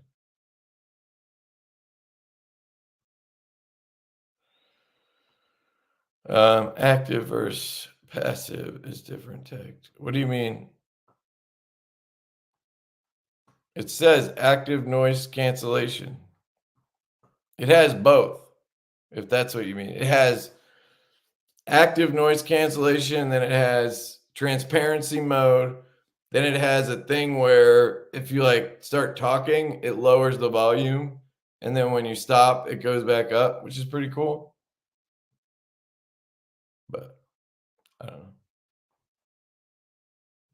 Dude, what the hell? I ordered mine the day it dropped on their website. And they never even charged me, but I have an order number, so I don't know what the hell is going on there. But yeah, I'm trying. I got the new one so I could use this one I got last year as the camera for the channel, because the one I'm using, it sucks. Just outdated. I'll have to ask them if yours got fucking shipped. Probably stuck in Atlanta. I wish they would make the Pro with 2 cameras somehow. I fucking hate how this looks. The regular ones look way better.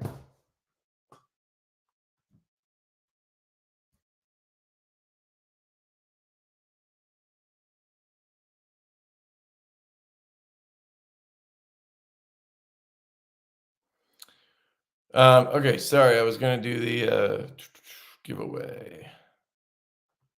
We'll do hashtag Vosteed. Shout out to the Vosteed team.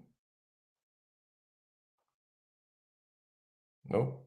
Oh, I got to present it first. Let's try this. Yeah, that works. Hashtag Bosty. There you go.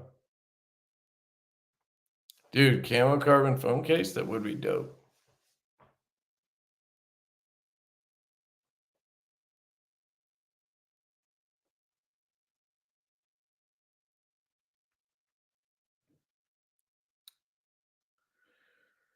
Yeah, they still haven't charged me. So I don't know what the hell is going on.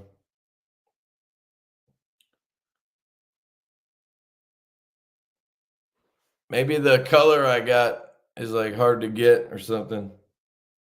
I should ask them because I have been wondering.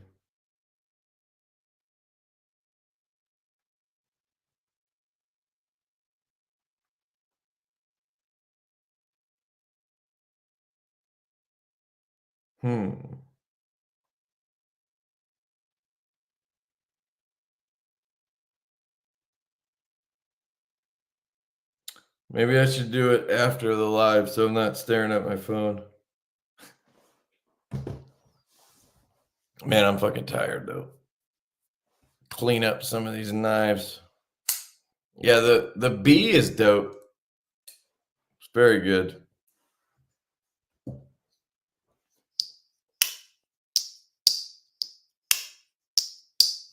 Hey, Anthony Harrison, you spelled it wrong.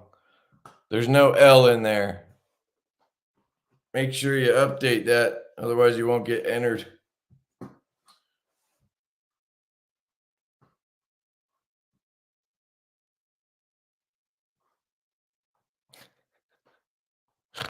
Left-handed iPhone ships slower. Oops, I didn't mean to do that. I don't know if you guys saw my video today on this pen, but Aero Crafted is dropping a titanium pen tomorrow, USA made. It's my favorite pen right now because of the size. It's got this cool click mechanism.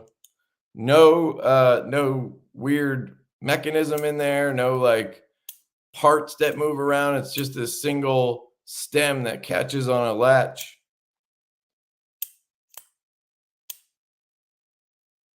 You just kind of catch it, go down and pull back.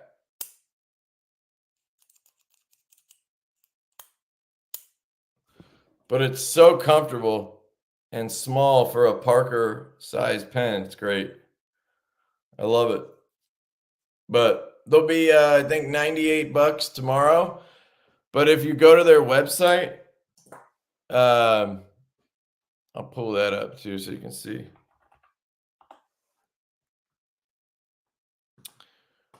So if you go to their website and scroll down, you can sign up for their email list and you can get 15% off your next order.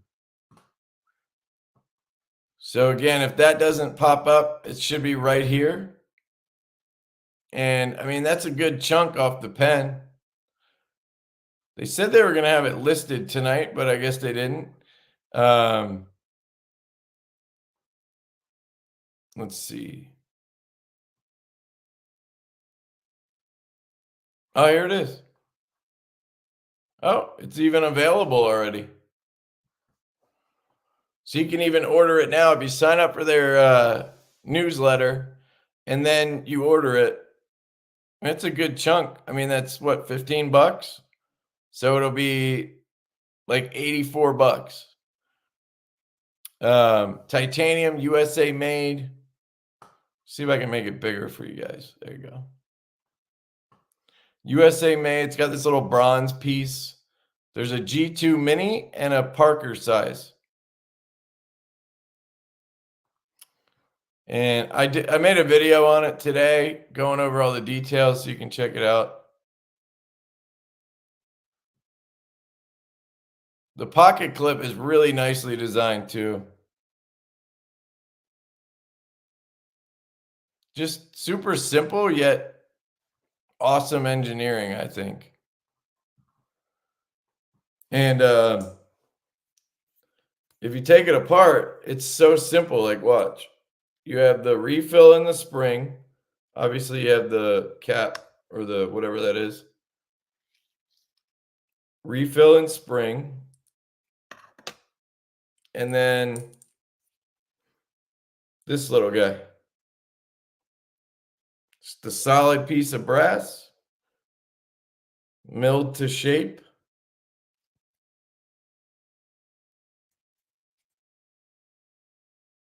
And then you just drop that in. Put back in the refill. Oops.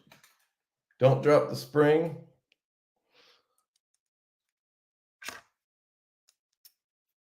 You don't have to do anything special or click it a certain way. And it goes right back together, no problem. It's freaking great. I've been using it for weeks now. And it's definitely my favorite pen. It's the most comfortable in my hand. That's why. What's up, Nitro Instinct? How's it going, man? I'm buying a Benny at the moment from Tivo Knives because you get a grab bag with it. Who's Tivo Knives? Divo knives. Is that like a website or is that a joke? Is that like a Divo joke or something? I don't know. Divo knives. Is that a dealer? So confused. Just want to make sure you're not getting scammed, dude. That's all.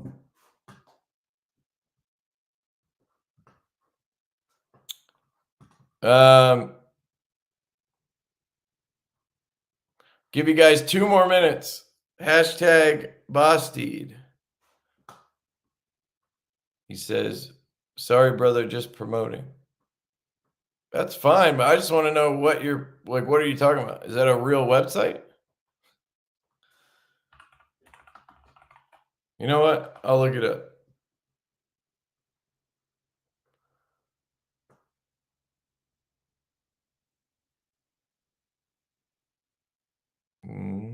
Nope.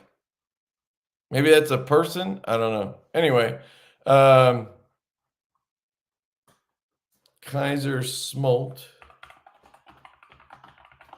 wood.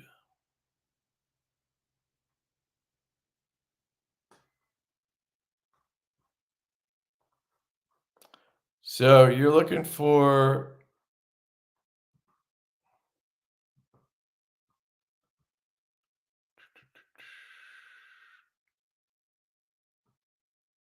don't see a wood handle there.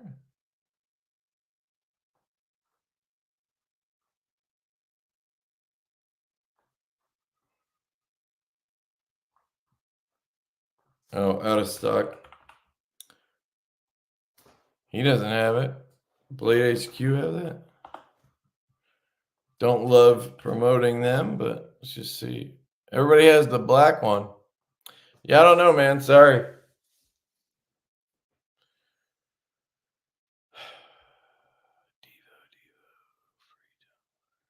Oh, you're talking about Urban Cutlery.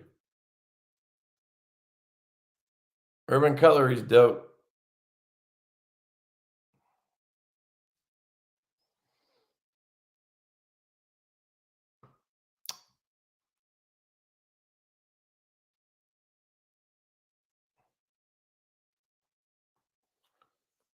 Oh, yeah? Did that come up? Sick. Sick.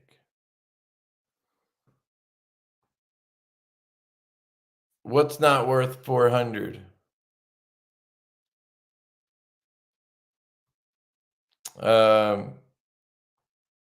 Glued. They're glued. That's why they look so good.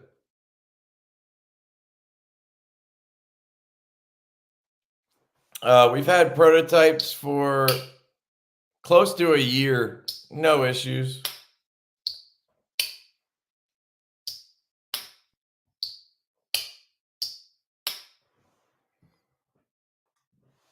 Oh, yeah, dude. The problem is it's a $400 pen now. It's stupid. I can pay $100. I mean, I didn't. They sent it to me, but I would pay $100 for a pen. I would pay $150 for a tie pen. I'm probably drawing the line there. I just like $400 for a pen is so crazy to me. I mean, if it's the only one you have and you love it, whatever. You know, it doesn't matter, but I just wouldn't do that. That's all.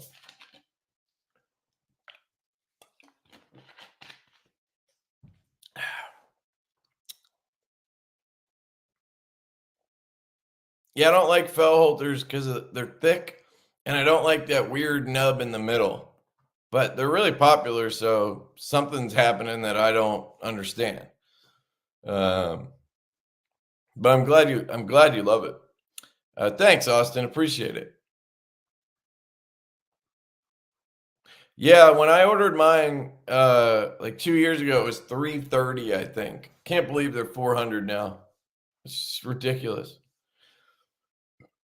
But they're obviously not doing too well on sales because I've been getting those, or I was until maybe I removed myself But I was getting those emails constantly. You got selected for the Rask. You got selected for the Saga. It was like every week I got it. So clearly people aren't buying them and they're just going down the list. And like, I remember it took like a year and a half for my name to come up once. And then all of a sudden it was like 8 times in a month. So you would think that would indicate they need to lower their prices, but they're not. They just keep raising them. I don't understand how they're surviving. They must be selling enough still. Maybe they just had way more demand than supply, and now they're just evening out, but they're not behind yet. But like, I know the secondary market was terrible for a long time. I'm sure it still is. Okay, let's pull a winner. Here we go. 89 entries. Who's going to win the Anilo from Bosy? Shout out to Bosy. Thomas McDonald saves me from having to ship stuff too. Hell yeah. Love that.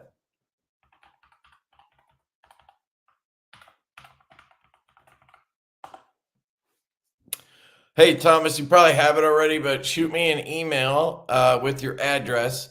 I'm going to double check and make sure that's what they wanted.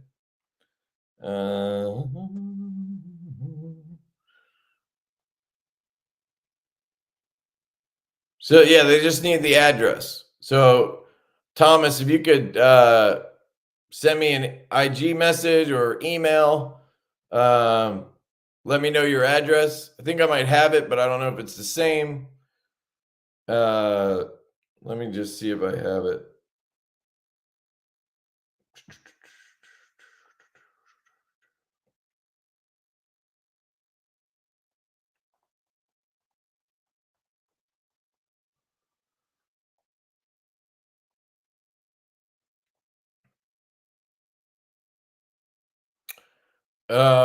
Yeah, Thomas, it looks like I have it. Is it still the 123 address, or has it changed? I'm not going to dox you and read the whole thing like I did that one time. But let me know if it's the same address, and I'll send it over to Vosted. That'll save us time. Yes. Okay, cool. I will let them know, and your new Anilo will be on the way to you. I don't know if it's going to be a 154 CM or a LMAX one, but either way, it's a dope ass knife. Please send to the winner above. Thank you so much from everyone on my live stream. Cool. All right, guys, I think I'm spent. That was more than I expected to do because my voice has been all fucked up. I need a weekend, and then I need a month to sleep, and I'm having a kid in like 2 weeks.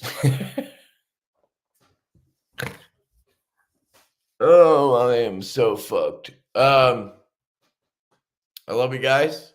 I appreciate you all. Hang in there. If you're waiting on a Tallboy, hang in there. Unfortunately, you got to be patient. Check out the nip slip. I'll be back next Thursday. We'll be talking about that drop. Hopefully it does well. I expect they'll be available for a little while because it's a slip joint.